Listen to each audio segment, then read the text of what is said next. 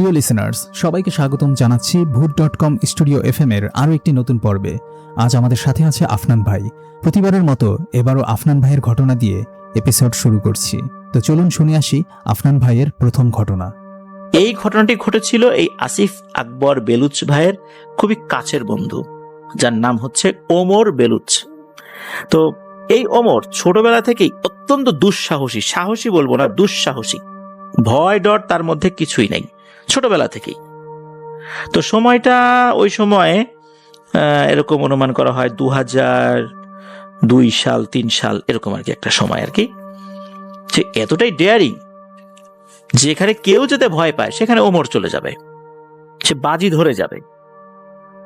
এই যে ওনাদের যে বাড়ি করাচির শেখপুরা নামক স্থান, এই শেখপুরাতে অনেক বড় একটা কবরস্থান রয়েছে। এই কবরস্থানের অনেকগুলো গেট, 15-20টা গেট রয়েছে। একটা গেট থেকে আর একটা গেটের দূরত্ব রয়েছে। আমাদের ঢাকাতে যেমন আজিমপুর কবরস্থান দেখি, এটারও কিন্তু বেশ কিছু গেট রয়েছে। দেখা যাচ্ছে যে এটার ফ্রন্ট সাইডে 2টো গেট দেখা যায়, আবার একদম নিউ মার্কেট সাইডে একটা গেট দেখা যায়। আবার দেখা যাচ্ছে যে আমরা যদি এই রায়ের বাজার বদ্ধভূমির কাছে যে কবরস্থানটা রয়েছে, এর আবার অনেকগুলো গেট রয়েছে। ঠিক তেমনি ওই কবরস্থানটা অনেক বড় ছিল, 15-20টা গেট রয়েছে। একটা গেট থেকে আর একটা গেটের দূরত্বও মোটামুটি বেশ ভালোই বলতে হবে। ওই কবরস্থানে রাতের বেলা, বিশেষ করে এশার নামাজের পর যে কেউ যেতে ভয় পায়। তবে হ্যাঁ, কেউ যদি কোনো লাশ দাফন করতে যায়, তার সাথে আত্মীয় স্বজন যায়, তারা দাফন কাফন করে চলে আসে। কিন্তু থাকে না অতি উৎসাহী কিছু লোক, যারা কবরস্থানে রাতের বেলা যায়, ঘোরাঘুরি করে, তারপর কবরস্থানে গিয়ে তাবিজ কবজ গেড়ে চলে আসে ব্ল্যাক ম্যাজিক করার জন্য, থাকে না এই টাইপের লোক। তো যারাই এই উদ্দেশ্যে ওই কবরস্থানে যায়, গেলেই নাকি হাড় চাবানোর শব্দ পাওয়া যায়। মানে অকারণে যেই গেছে লাশ দাফন সংক্রান্ত কাজ ছাড়া, তারাই এই ধরনের শব্দ শুনতে পেয়েছে, অনেক ভয়ও পেয়েছে। এই জন্য লাশ দাফন করা ছাড়া রাতের বেলা কেউ সাধারণত ওই কবরস্থানে যায় না। এমনটা না ওটা পরিত্যক্ত কবরস্থান, ওখানে সবসময়ই কবর হচ্ছে, এখনো হচ্ছে। তো এই যে ওমর, এই ওমরকে একটা চ্যালেঞ্জ ছুড়ে দেওয়া হয়। ওনার বন্ধু বান্ধবরা, এই যে আসিফ আকবর বেলুচ ভাই সহ আরো 8-10 জন বন্ধু বান্ধবরা এই ওমরকে একটা চ্যালেঞ্জ ছুড়ে দেয়। সেটা হচ্ছে, রাতের বেলা তুই ওই কবরস্থানে ঢুকতে পারবি? উনি বলেন, এই আর এমন কি, যদি ঢুকতে পারি তাহলে কি করবি, কি খাওয়াবি বল। তখন ওনাদের ওই এলাকার বিখ্যাত একটা খাবার, ওনারা ওটাকে কড়াই গোশত বলেন আর কি, এমনটাই জানিয়েছেন। এটা ওনাদের একটা রিজিওনাল খাবার, মানে আঞ্চলিক খাবার আর কি, বিশেষ পদ্ধতিতে ওটা ওনারা তৈরি করেন। তো এই জিনিসটা খাওয়াতে হবে তাকে, যদি উনি এটা করে আসতে পারেন। তো ঠিক আছে, চলে গেছেন। রাত কিন্তু তখন যে অনেক, বিষয়টা এরকম না, এই এশার নামাজের পর, তখন রাত আনুমানিক কয়টা বাজে, হয়তো বা 9টা এরকম। চারদিকে আলো আছে, ল্যাম্প পোস্ট রয়েছে, কবরস্থানের ভিতরেও কিন্তু ল্যাম্প পোস্ট রয়েছে, ঘুটঘুটে অন্ধকার, বিষয়টা এরকম বলা যাবে না। তখন বন্ধু বান্ধবরা সবাই বাইরে। এই ওমর উনি কি করছেন, উনি 6 নাম্বার গেট দিয়ে ঢুকেছেন। গেটের নাম্বারটাও মনে আছে, 6 নাম্বার গেট দিয়ে ঢুকেছেন। 6 নাম্বার গেট দিয়ে ঢোকার পরপরই বন্ধু বান্ধবরা খেয়াল করে যে আরে ওই পাশের একটা গেট রয়েছে, কাছাকাছি যে গেটটা, ওই গেটটা ছিল নাকি 3 নাম্বার গেট, মানে সিরিয়ালে ওটা 3 নাম্বার গেট পরে।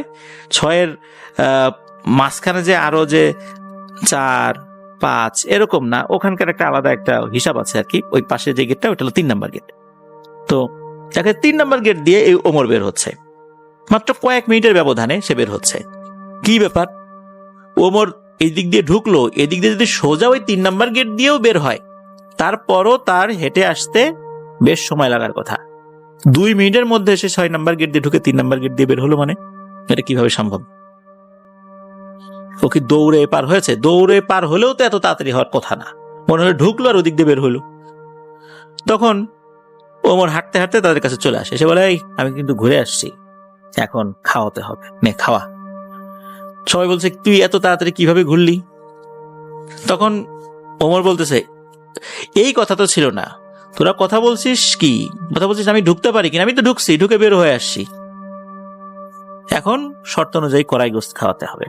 কি আর করা, বন্ধু বান্ধবদের প্রস্তুতি তো ছিলই। গেছেন, ভরপেট খেয়েছেন, এরপর যে যার বাড়িতে চলে গেছেন। ওমর বাড়িতে চলে গেছে।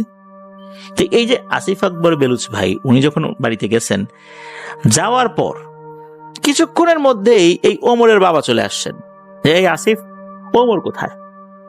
তখন আসিফ ভাই বলতেছেন যে হ্যাঁ, ওমর তো আমাদের সাথেই ছিল, আমরা তো বাসায় চলে আসলাম, সে তো বাড়িতে চলে গেছে। না তো, ওমর তো যায় নাই, ওমর তো বাড়িতে আসে নাই, ওখানে আর কে কে ছিল, চলো তো যাই, তাদের বাড়িতে যাই। তখন আসিফ ভাইকে সাথে নিয়ে ওমরের বাবা প্রত্যেকের বাড়িতে গেছেন। সবাই তো একই কথাই বলে যে আমরা তো আমাদের মতো বাসায় চলে আসছি, ওমর তো বাসায় চলে গেছে, ওমর তো বাড়িতে যায় নাই। তখন ঘটনা কি কি হয়েছিল এইটা যখন ওমরের বাবা জেনেছেন, সর্বনাশ, তোমরা বাজি ধরে ওমরকে ওই কবরস্থানে পাঠাইছো, তোমাদের কি একটুও বিবেক বোধ নাই? ও না হয় দুঃসাহসী, তাই বলে তোমরা ওকে এই কাজের জন্য ঠেলে দিলা? তোমরা জানো না রাতের বেলা এখানে কেউ অকারণে যায় না, অকারণে যাওয়া এখানে নিষেধ। তখন বুঝতে পারছেন যে ঝামেলা একটা হয়েছে। ওমরের বাবা এই ঝামেলা আঁচ করতে পেরে কাল বিলম্ব না করে ওনাদের কাছাকাছি থাকা একটা মসজিদ, ওই মসজিদে যিনি ইমাম সাহেব, খুব ভালো মানের একজন রাকি, উনি তার কাছে গিয়েছেন। রাকির কাছে গিয়ে যখন বলেছেন এই ঘটনা, ওমর তো বাড়িতে আসে নাই, রাকি বলেন আমাকে একটু সময় দেন। এই বলে ওনাকে একটা জায়গায় বসিয়ে রেখে উনি ওনার রুমে চলে যান। মিনিট 10 সময় নিয়েছেন আর কি। এরপরে উনি যখন বের হয়ে আসছেন, মনে হলো ওনার চোখে মুখে আতঙ্ক। উনি বলেন যে দ্রুত চলেন, আমার সাথে চলেন, ওই কবরস্থানে যেতে হবে। আর লোক এই কয়জন হলে হবে না, কমপক্ষে 50-60 জন লোক লাগবে। তখন তো ওমরের বাবা চিৎকার চেঁচামেচি শুরু করছে, কি কোথায় আসো, ওমরকে খুঁজে পাওয়া যাচ্ছে না, কবরস্থানে যেতে হবে। আশপাশ থেকে অনেক লোকজন চলে আসে, 50-60 জন না, প্রায় 100 জনের কাছাকাছি লোক হয়ে গেছিল এখানে। সবাই মিলে কবরস্থানে গিয়েছেন। আগে হুজুর গিয়েছেন, হুজুর কিন্তু এদিক ওদিক যান নাই, উনি সোজা হাঁটছেন হাঁটছেন হাঁটছেন আস্তে আস্তে কবরস্থানের ভিতর দিকে চলে যাচ্ছেন, যেখানে অনেকটাই অন্ধকারচ্ছন্ন একটা জায়গা। এমন একটা জায়গায় গিয়েছেন ওখানে বেশ অনেকদিন ধরে কোনো কবর টবর হচ্ছে না।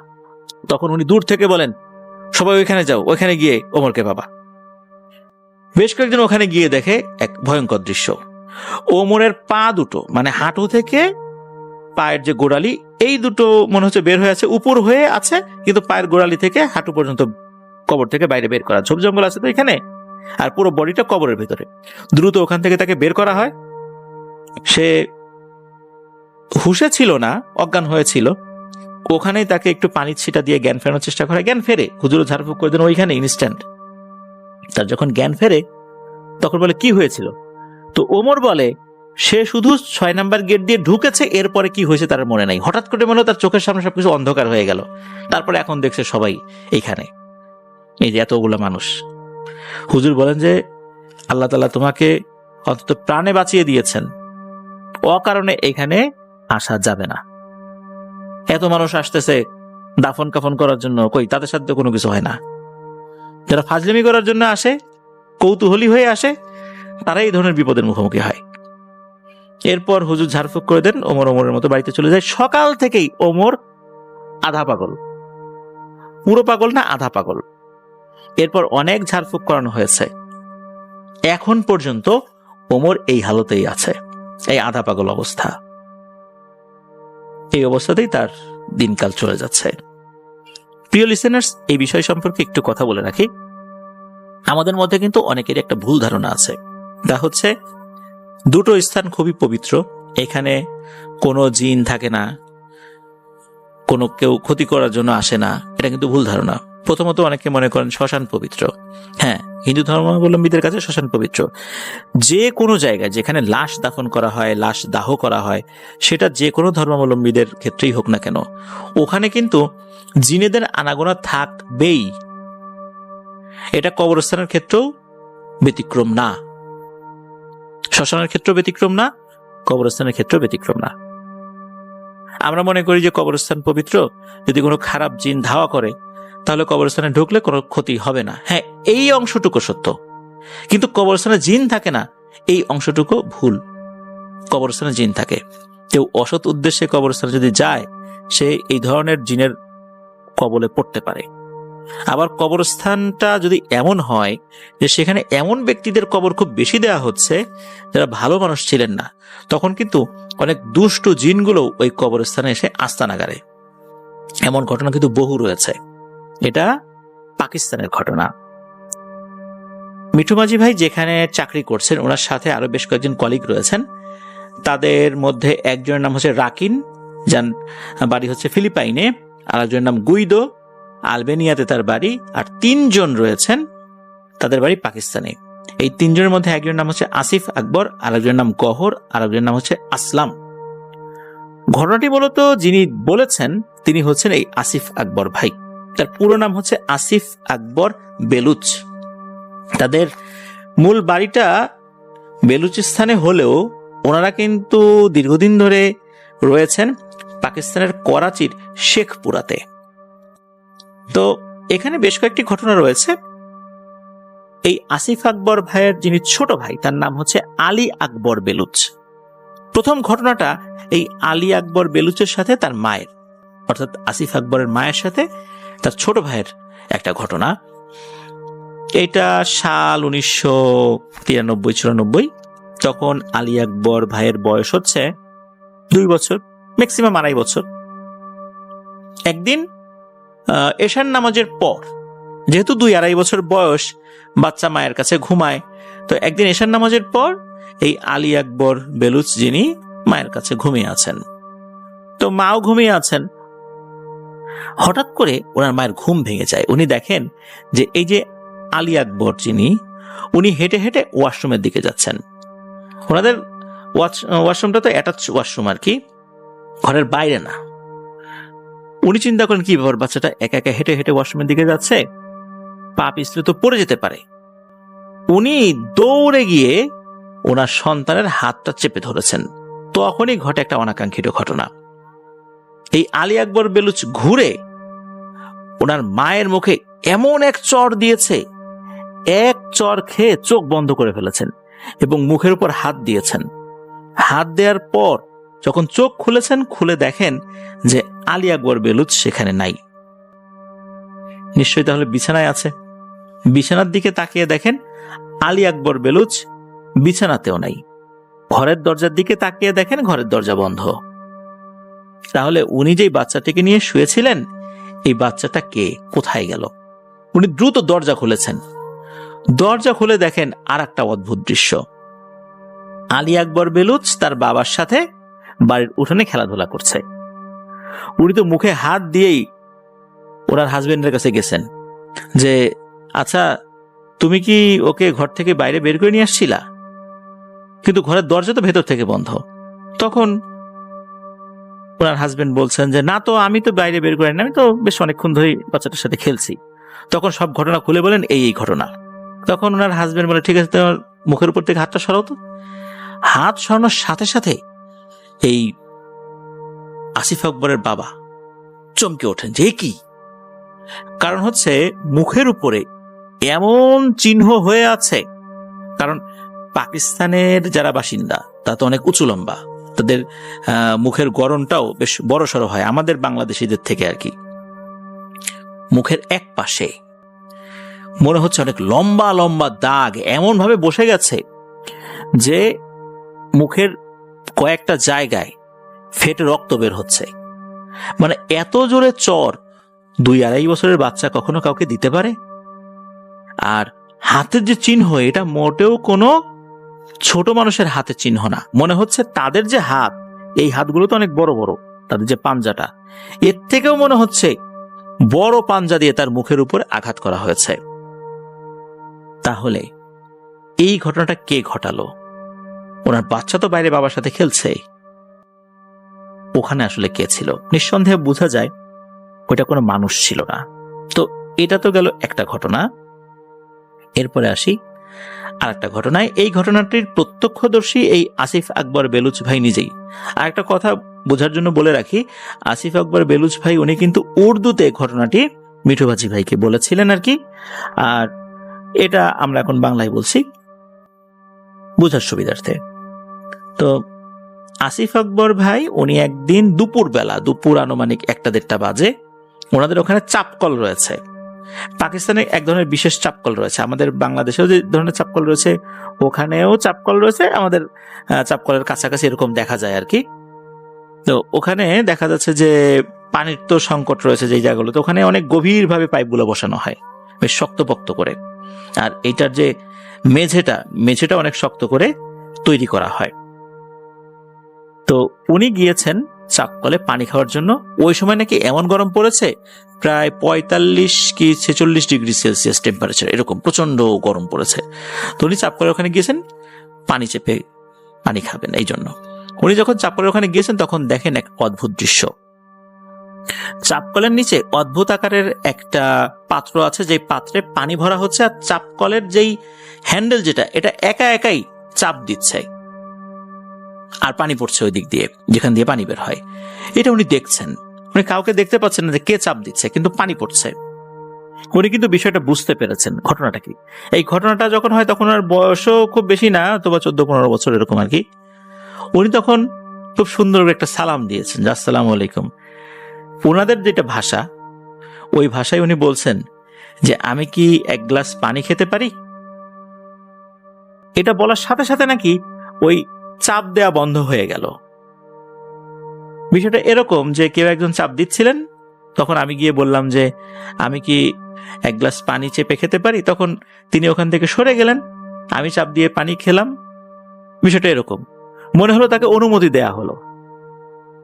উনি তখন যেটা করলেন তা হচ্ছে যে উনি ওই যেই আর একটা পাত্র আছে ওইটাকে আর টাচ করেন নাই। উনি এমন ভাবে পানি চাপ দিয়ে নিয়েছেন, ওনার গ্লাসের পানিটাও যেন উপচে ওই পাত্রের মধ্যে না পড়ে, মানে এইভাবেই নিয়েছেন। তারপর ওখান থেকে সরে আসেন, এরপর ওখান থেকে দ্রুত চলে যান। আবার কি চাপ কলে চাপ হচ্ছিল কিনা, পানি পড়ছিল কিনা, এটা উনি দেখেন নাই। তো এরপর আসি আর একটা ঘটনায়, তারপর আমরা মূল ঘটনাতে যাব আর কি। এটা একটা ছোট ঘটনা। এই ঘটনাটি ঘটেছিল আসিফ আকবর বেলুচ ভাইয়ের চাচার সাথে। তো ওনার চাচারা কিন্তু কৃষি কাজের সাথে যুক্ত। তো ওনারা মাঝে মাঝে যেটা করেন সেটা হচ্ছে পাহারা দেয়া বা বিভিন্ন জায়গায় বিশ্রাম নেওয়ার জন্য এক ধরনের চৌকি ব্যবহার করেন, কিন্তু সেই চৌকির উপর কিন্তু বাঁশের কোনো ফালিও বসানো হয় না বা কোনো কাঠ বসানো হয় না। 4 কোণা এবং 4টা পায়া বিশিষ্ট এই চৌকির মাঝখানে পাট দিয়ে তৈরি বা দড়ি দিয়ে তৈরি এক ধরনের প্যাচ দেয়া হয়, যেটা আসলে অনেকটা ফোমের মতো কাজ করে। বিভিন্ন জায়গায় দেখা যায়, হসপিটালে এরকম আছে। তারপর বিভিন্ন ব্যারাকগুলো, আর্মির ব্যারাক, আনসার ব্যারাক, পুলিশের ব্যারাকগুলো, এগুলোতে কিন্তু এই ধরনের খাটের ব্যবহার রয়েছে। স্পেশালি ক্যান্টনমেন্টগুলোতে এগুলোর বেশি ব্যবহার রয়েছে। তো এইগুলো কিন্তু পাকিস্তানের পাঞ্জাব, বেলুচ, তারপরে ভারতেরও বেশ কিছু জায়গায় যারা কৃষিকাজ করেন ওনারা এই জিনিসগুলো ব্যবহার করেন। এগুলো হালকা হয়, খুব শক্ত হয়, অনায়াসেই এক জায়গা থেকে আরেক জায়গায় ওনারা কাঁধে করে সরিয়ে নিয়ে যেতে পারেন। তো উনি রাতের বেলা ফসলের ক্ষেত পাহারা দেবার জন্য, খুব বেশি সময় পাহারা দেবেন না, খাওয়া দাওয়া করে চিন্তা করেন ঘন্টাখানিক পাহারা দিই। তো উনি একটা গাছের নিচে ওনার ক্ষেতের পাশে ওনার এই চৌকিটা বিছিয়ে এটার উপর শুয়েছেন। তো বেশ ঠান্ডা বাতাস বইছিল, একটু ঘুম ঘুম ভাবও চলে আসছে। হঠাৎ করে মনে হলো কেউ একজন ওনার গোফ ধরে টান দিচ্ছে। ওনার আবার গোফ ছিল পাকানো গোফ আর কি, বেশ বড় গোফ। মনে হচ্ছে কেউ গোফের এই মাথা ধরে একবার টান দেয়, ওই মাথা ধরে টান দেয়, আবার দাড়ি ধরে টান দেয়, কান ধরে টান দেয়, চুল ধরে টান দেয়, পাগড়ি ধরে টান দেয়, আবার পায়ের নখ ধরে টান দেয়। তো এরকম করছে আর কি। তো উনি বেশ বিরক্ত হলেন, চিন্তা করুন ওনার কোনো বন্ধু বান্ধব মনে হয় মজা করছে। তাকিয়ে দেখলেন কেউ নাই। একটা পর্যায়ে উনি বিরক্ত হয়ে গালিগালাজ শুরু করছেন। মানে এমন গালিগালাজ যে বেটা সাহস থাকলে সামনে আয়তো, এরকম বিরক্ত করিস কেন, দেব মায়ের, এরকম কথাবার্তা বলতেছেন আর কি। তখন হঠাৎ করে গম্ভীর কণ্ঠে একটা আওয়াজ ভেসে আসে। এই আওয়াজটা যদি আমরা বঙ্গানুবাদ করি, বিষয়টা এরকম হয় যে ইফরিদের সন্তান আমি, আর একবার যদি একটা কটু কথা বলিস তোকে এখানে জীবন্ত পুঁতে ফেলবো। যখনই এই কথা উনি শুনেছেন, উনি তো এখান থেকে উঠেই দিয়েছেন দৌড়ে, সর্বনাশ, এই কিসের খপ্পরে পড়ছি। পরবর্তীতে একজন ভালো আলেমের সাথে এই বিষয়ে যখন যোগাযোগ করা হয়, উনি বলেছিলেন যে সত্যিও এখানে খুবই শক্তিশালী এই জিন গোত্র, যারা ইফরিত শ্রেণীর জিন, এদের একটা বাচ্চা আসছিল এখানে। সে এসে তোমার সাথে খেলাধুলা করছিল, তখন তুমি কটু কথা বলছো, ও যদি খালি আর একবার তোমার মুখ থেকে একটা কটু কথা শুনতো, তোমার আর ওখান থেকে বেঁচে ফেরা হতো না। যাই হোক, এই ঘটনাটা এ পর্যন্তই। এরপরে ওনার সাথে আর কোনো কিছু হয়নি। তখন পলাশ ভাই বলতে থাকেন ঘটনাটা খুব বেশি দিন আগের না, ওনাদের যে রেস্টুরেন্ট নবাবগঞ্জে আর কি, ওই রেস্টুরেন্টেই ঘটেছিল। তবে ঘটনাটি ঘটেছিল ওনাদের স্টাফ রুমে। ওনাদের 2টো স্টাফ রুম রয়েছে স্টাফদের থাকার জন্য। যেহেতু অনেক সকালবেলা উঠতে হয়, স্টাফরা যদি বাইরে থাকে তাহলে সকালবেলা কিভাবে হোটেলে আসবে, আবার দেখা যাচ্ছে হোটেল রাত করে বন্ধ করতে হয়, পরিষ্কার পরিচ্ছন্নতার ব্যাপার আছে, অনেক ধরনের কাজই তো রেস্টুরেন্টগুলোতে থাকে। এই জন্য স্টাফদের থাকার জন্য মালিক পক্ষ থেকে 2টো রুম আলাদা করে দেওয়া হয়েছিল, এক রুমে 4 জন আর এক রুমে 4 জন থাকে আর কি। এই যে পলাশ ভাই যে রুমটাতে থাকতেন, ওই রুমে ওনাদের সাথে কয়েক পাড়ার হাফেজ মাদ্রাসায় লেখাপড়া করেছেন এমন একজন ভাইও থাকতেন, তার বয়সও খুব বেশি না। আর অন্য রুমে অন্য 4 জন থাকতেন। তো এক রাতে, রাত আনুমানিক 2টো কি 2:30 বাজে, হঠাৎ করে ওনাদের পাশের যে রুম, সেই রুম থেকে প্রচন্ড অট্টহাসির শব্দ, অট্টহাসি শেষ হয় আবার কান্নার শব্দ, কান্না শেষ হয় আবার অট্টহাসির শব্দ। তো এইরকম ফাজলামি করার তো কোনো মানে হয় না। এই শব্দ শোনার পর এই রুমের সবার তো ঘুম ভেঙে গেছে, যেহেতু ওনাদেরকে অনেক সকালে উঠতে হবে, ঘুম না হলে তো বিপদ। তখন আবার এই পলাশ ভাই বলতেছে, এই আপনারা শুরু করছেনটা কি এই মাঝরাতে এভাবে হাসাহাসি কান্নাকাটি করার সময় কি এইটা? সকালে উঠতে হবে না, ভোরে উঠতে হবে না, কাজ করতে হবে না, আপনারা কি শুরু করছেন এগুলা? তখন ওই রুমে থাকা আর এক সিনিয়র ভাই উনি বলেন, এই তোমরা আসো তো এই রুমে, এই দেখো এই সজীব ছেলেটা কি শুরু করছে। তখন তো এই রুমে থাকা 4 জন সবারই তো ঘুম ভেঙে গিয়েছিল, এই 4 জন ওই রুমে গিয়েছে, গিয়ে দেখে এই যে সজীব ছেলেটা, তার বয়স কিন্তু 11-12 বছর। অনেক সময় আমরা রেস্টুরেন্টে দেখি না, বেশ অল্প বয়স্ক কিছু বাচ্চারা কাজ করে, ঠিক তেমনই একজন হচ্ছে এই সজীব। তো সে বিছানার উপরে বসে, ওখানে তো সবাই ফ্লোরিং করে ঘুমাতো, তার যে বিছানা, সে বিছানার উপর বসে এরকম একবার হাসে একবার কাঁদে। তো এই দৃশ্য দেখার পর ওই যে মাদ্রাসায় পড়ুয়া যে ছেলেটা, সে এই পলাশ ভাইকে বলতেছে যে, পলাশ ভাই এই জিনিসটা তো আমার কাছে ভালো বলে মনে হচ্ছে না, কেমন কেমন লাগতেছে, এটা তো কোনো স্বাভাবিক আচরণ না, ওর চোখের দিকে তাকান, ওর অঙ্গভঙ্গি দেখেন, বিষয়টা কিরকম কিরকম লাগতেছে। তখন এই পলাশ ভাই কি করছে, ওনার মোবাইলে সূরা জিন ছেড়ে দিয়েছেন। দেখা গেল যে এটা ছেড়ে দেওয়ার পর তেমন কোনো ধরনের ভাবান্তর দেখা যাচ্ছে না। তখন এই যে মাদ্রাসায় পড়ুয়া যে ভাই, উনি বলেন যে আসেন আমরা সবাই একে 4 দিক থেকে ঘিরে বসি, একটা কর্ডন করে রাখি, এরপর দেখি কি করা যায়। এখন এত রাতের বেলা কোথায় যাব, কি করব, বুঝতে তো পারতেছি না। তখন উপস্থিত যারা ছিলেন ওনারা 4 দিকে ঘিরে বসেন, যে যার হাত ধরে বসছেন, যাতে করে এ দৌড় দিয়ে বের হতে গেলেও সাথে সাথে ওনারা হামলে পড়ে জাপটে ধরে ফেলতে পারেন। কারণ ওনাদের একটা ধারণা ছিল এই ছেলেটা যে কোনো সময় দৌড় দিয়ে বেরিয়ে যাবে, যদিও বা ঘরের দরজা বন্ধ করে রেখেছিলেন। তখন এই যেই হাফেজ, কয়েকবার হাফেজ যিনি ছিলেন আর কি, উনি কি করেছেন, একটা দোয়া পড়ে এই যে যেই ছেলেটা, সজীব নামের ছেলেটা, তার বাম হাতের যে কনিষ্ঠাঙ্গুলি এটা চেপে ধরেছেন। যেই না চেপে ধরেছে, সাথে সাথে নাকি ওই ছেলেটা উপস্থিত সবার তার নাম, তার বাবার নাম, তার দাদার নাম, তারপর চাচাদের নাম কি, চাচাতো ভাই বোনদের নাম কি, সব বলা শুরু করেছে। আর এদিকে ওই ছেলেটা কিন্তু সূরা আর রহমান পড়ে সমানে তাকে ফু দিয়ে যাচ্ছে।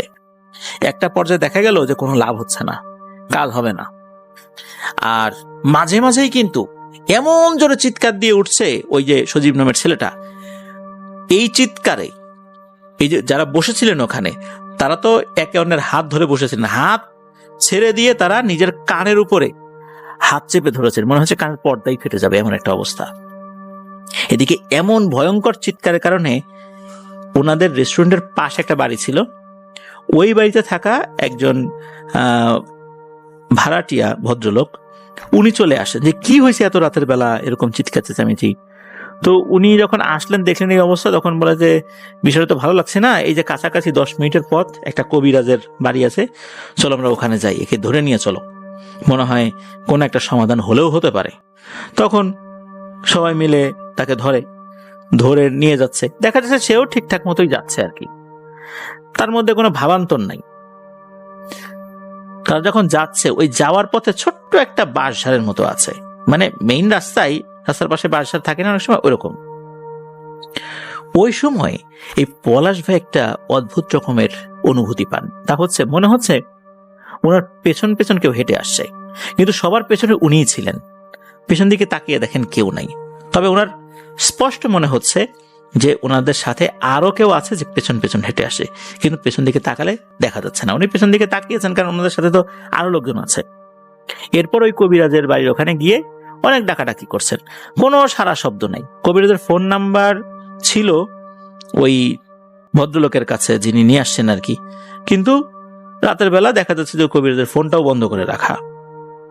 অনেক ডাকাডাকি হচ্ছে। ডাকাডাকির একটা পর্যায়ে এসে দেখা গেল যে একজন ভদ্র মহিলা দরজা খুলছেন। উনি হচ্ছেন ওই কবিরাজের স্ত্রী। উনি বলছেন, কি হয়েছে, এত রাতের বেলা ডাকাডাকি করছেন কেন? তখন বলা হলো যে এই যে ছেলেটা একটু সমস্যা হয়েছে, এই জন্য আমরা আসছি। তখন ওই ভদ্র মহিলা বলেন যে উনি তো ঘুমাচ্ছেন, এত রাতের বেলা উনি রুগী দেখবেন না, আপনারা সকালে আসেন। এই বলেই দরজা ঠাস করে বন্ধ করে দেয়, মানে আর কোনো কথা বলার সুযোগই দেয় না। এরপরও ডাকাডাকি করা হয়, কিন্তু কোনো সারা শব্দ আর ভেতর থেকে আসে না। কি আর করা, আবার এই ছেলেটাকে নিয়ে যাওয়া হচ্ছে। আবার যখন স্টাফ রুমে গিয়ে বসানো হয়, তখন ওই ছেলেটা হাসতে হাসতে বলে, কি কবিরাজদের ঘুম থেকে উঠাতে পারলি না? না পারবিও না রে, পারবিও না, ওরা ঘুম থেকে উঠবে না, সকালেও তুই আমাকে নিয়ে যেতে পারবি না। তোরা কেন, কেউ নিয়ে যেতে পারবে না। তখন ওই যে আর একজন যিনি ভদ্রলোক, যিনি কবিরাজের সন্ধান দিয়েছিলেন, উনি বললেন যে বুঝছি, কাজ হবে না, তাই চলো তো আমরা কয়েকজন মিলে এই যে পাশে থাকা মসজিদের হুজুরকে ডেকে নিয়ে আসি। হুজুর ওই মসজিদের সাথেই লাগো একটা রুমে ঘুমাতেন, সেই হুজুরকে রাতের বেলায় ডেকে নিয়ে আসা হয়। তো হুজুর আসেন। হুজুর আসার পর উনি রুকিয়া শুরু করেছেন। রুকিয়া শুরু করার পর দেখা গেল যে তেমন কোনো কাজ হচ্ছে না, মানে ওই জিনটা আসলে ওভাবে হাজির হচ্ছে না, খুব একটা মানে অনুভূতি পাওয়া যাচ্ছে না তার ভিতরে, ভিন্ন ধর্মী কোনো একটা অনুভূতি। এরপর হুজুর সবকিছু শুনলেন। তখন উনি বললেন যে একটা কাজ করো, মনে হচ্ছে ওর ভেতরে এখন কিছু নাই, চলে গেছে।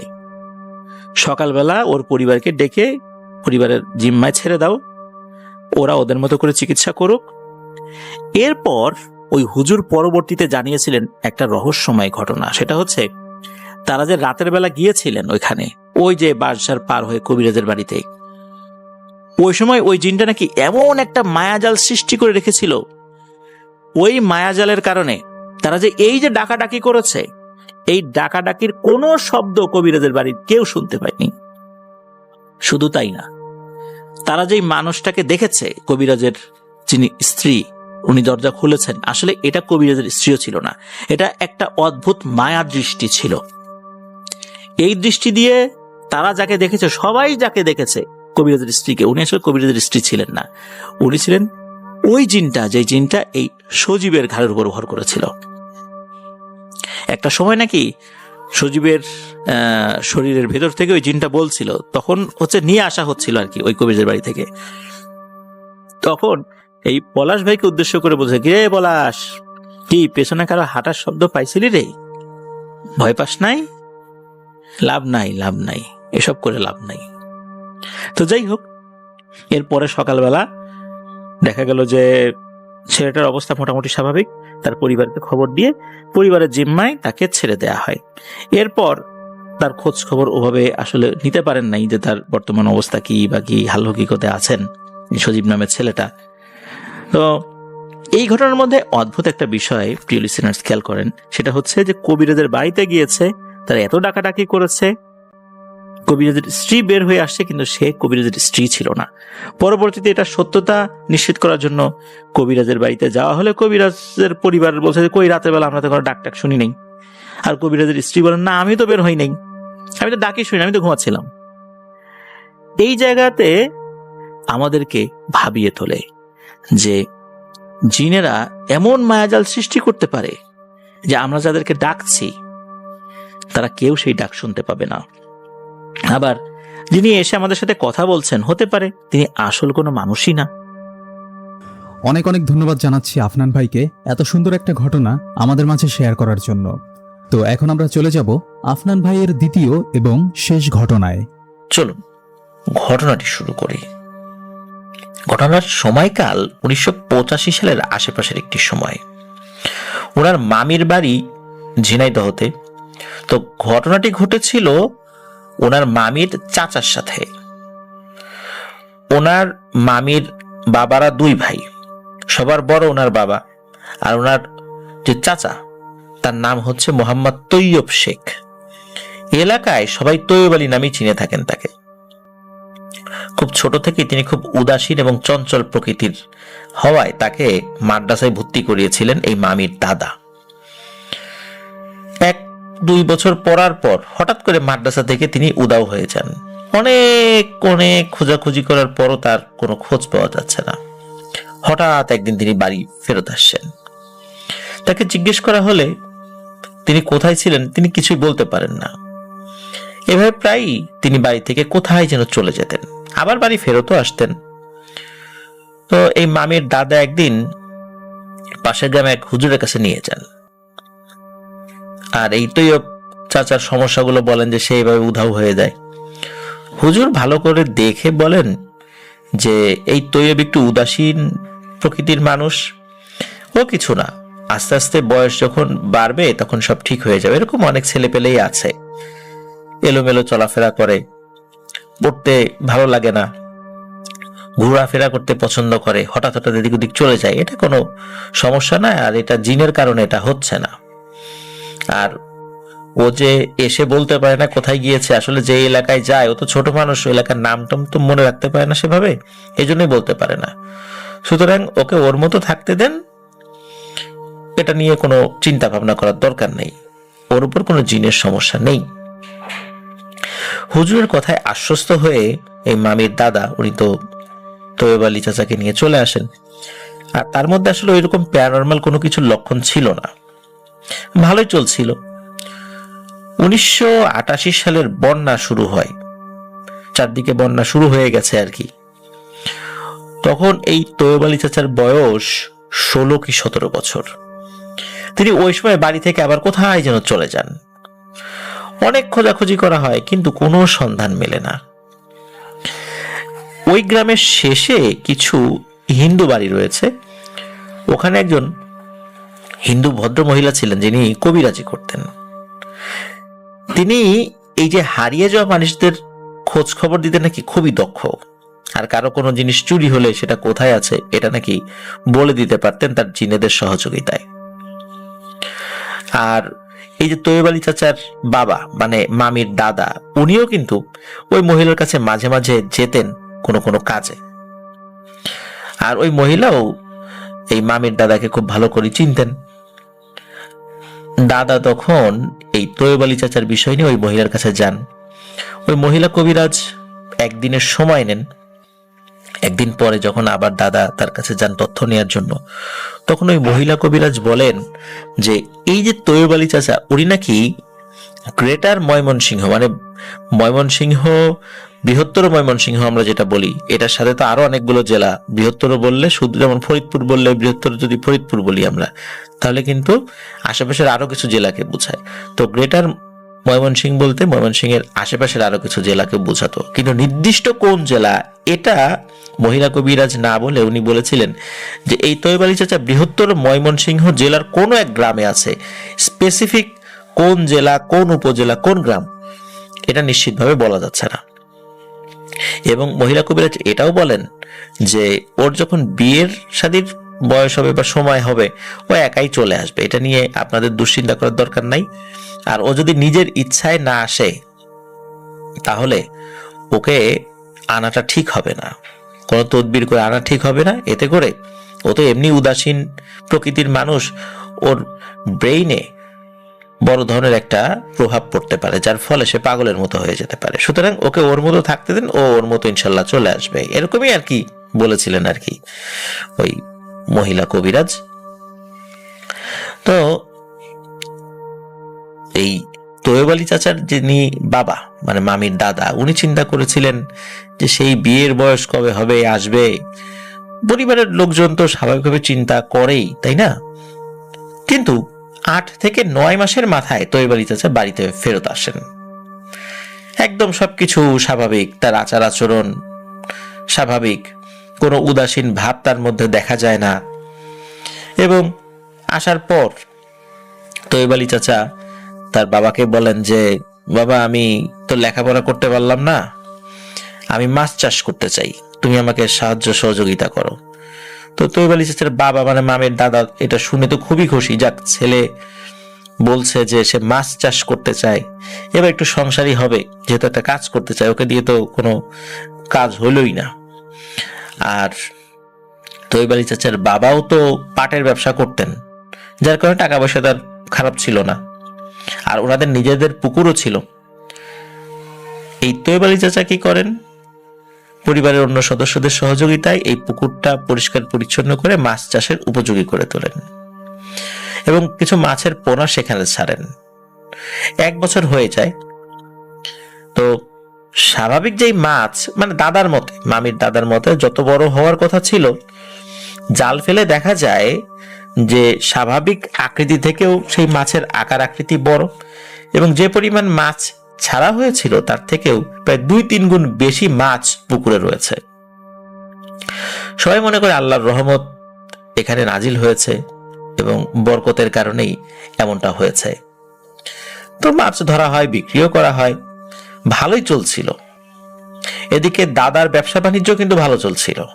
তার তো পাটের ব্যবসা, পাটের গুদাম রয়েছে, বেশ পাটের উৎপাদনও বেশি, বেচা কেনাও বেশি। একটা পর্যায়ে এই যে দাদা, উনি তৈব আলী চাচাকে বলেন যে বাবারে, তোর মা তো অনেক বৃদ্ধ হয়ে গেছেন, তো তুই তো এখন কামাই রোজগার করিস, কাজ কামের মধ্যে ঢুকেছিস, তো এখন বিয়ে শাদী কর। তো ওনার বাবার কাছে এই কথা শোনার সাথে সাথে উনি রাজি হয়ে যান এবং 1-2 দিনের মধ্যেই বিয়ের ব্যবস্থা করা হয়। বিয়ের আগের রাত্রে চাচা স্বপ্নে একটা জিনিস দেখেন, একটি ছায়ামূর্তি তার ঘরে এসে তাকে বলছে, তৈয়ব, ওয়াদা ভঙ্গ করা যাবে না, ওয়াদা ভঙ্গ হলে কিন্তু অনেক বড় বিপদ হবে তোর এবং তোর পরিবারের। মনে আছে তো কি ওয়াদা করেছিলি? খবরদার ওয়াদা ভঙ্গ করিস না, ওয়াদা ভঙ্গকারীকে কিন্তু আল্লাহ পছন্দ করেন না। এই তৈয়ব চাচা এই স্বপ্নটাকে দুঃস্বপ্ন ভেবে উনি পাত্তাই দেননি। পরের দিন বিয়ে, সবকিছু স্বাভাবিকভাবে চলছিল, বিয়েও হয়ে যায়। বিয়ের 3-4 বছর চলে যায়, কিন্তু তৈয়ব চাচার কোনো সন্তান হয় না। উনি টুকটাক কবিরাজ ঝাড়ফুঁক করিয়েছেন, আসলে কোনো লাভ হয়নি। ওই সময় তো গ্রামে এরকম ঝাড়ফুঁকের উপরই মানুষ নির্ভর করত। এর মধ্যে হয় কি যে একটা সমস্যা দেখা দেয়, মাছের ঘের থেকে মাছ কমে যেতে শুরু করে। আর গোয়াল, তৈয়ব চাচার যে গোয়াল ছিল, সেই গরুর ঘর থেকে, আবার ছাগলের যে অংশ ছিল সেখান থেকে এই গরু ছাগল হঠাৎ করে উধাও হয়ে যেত। দরজা বন্ধ, তালাবদ্ধ বাইরে থেকে গোয়াল ঘর, কিন্তু এগুলো উধাও হয়ে যেত। ওদিকে এই তৈয়ব চাচা যিনি স্ত্রী, তার শরীর দিন দিন খারাপ হতে শুরু করে। আর এই যে তৈয়ব চাচার বাবা, ওনার শৈলকুপা বাজারে একটি পাটের গুদাম ঘর ছিল। হঠাৎ এক রাতে সেখানে আগুন লেগে পাট সহ পুরো গুদাম পুরো ছাই হয়ে যায়। দাদা বুঝতে পেরেছিলেন যে এত কিছুর পিছনে নিশ্চয়ই কারো হাত রয়েছে। তো যেই ভাবা সেই কাজ, উনি সেই হিন্দু ভদ্র মহিলার কাছে শরণাপন্ন হন। মহিলা কবিরাজ কিছুদিন সময় নিয়ে দাদাকে জানাবেন বলেন। এদিকে কি হয়, এই তৈয়ব চাচার স্ত্রী উনি সন্তান সম্ভবা হন। তৈয়ব চাচা তো খুশি, এত বছর পর তিনি সন্তান সম্ভবা হয়েছেন। 2-3 দিন পর ওই যে কবিরাজ, মহিলা কবিরাজ, উনি দাদাকে যাওয়ার জন্য খবর পাঠান। তো দাদাও যান।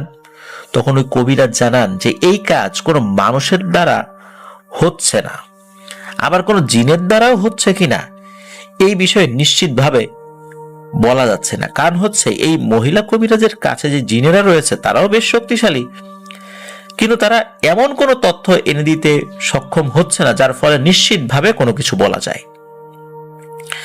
তবে তারা বলেছে এখানে এমন একটা শক্তি রয়েছে যার সাথে কোনোভাবেই কন্ট্যাক্ট করা যাচ্ছে না, মানে যোগাযোগ করা যাচ্ছে না, জিনেরা পারছে না।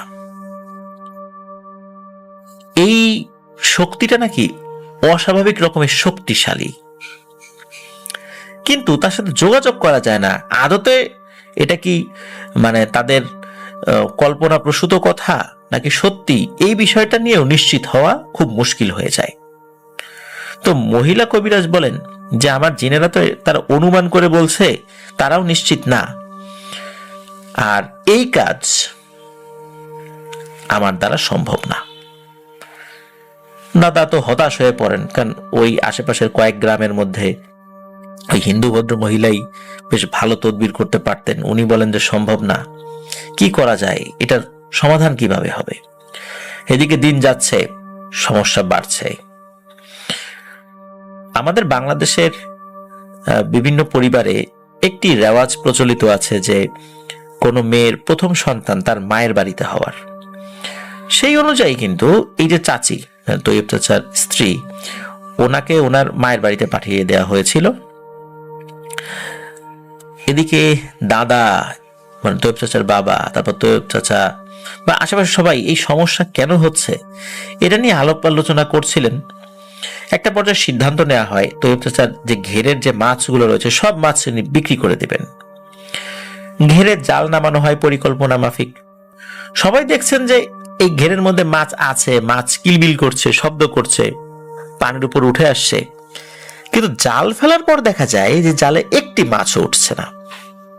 সবাই তো অবাক, নিজের চোখকে তারা বিশ্বাস করতে পারছে না যে পানিতে মাছ নড়াচড়া করছে কিন্তু জালে কেন একটাও ওঠে না। আবার জাল ফেলা হয়, আবার একই অবস্থা।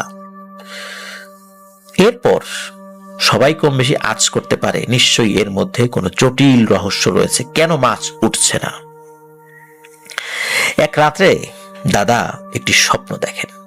স্বপ্নে দেখেন তার ঘরের মধ্যে একটি ছায়ামূর্তির মতো।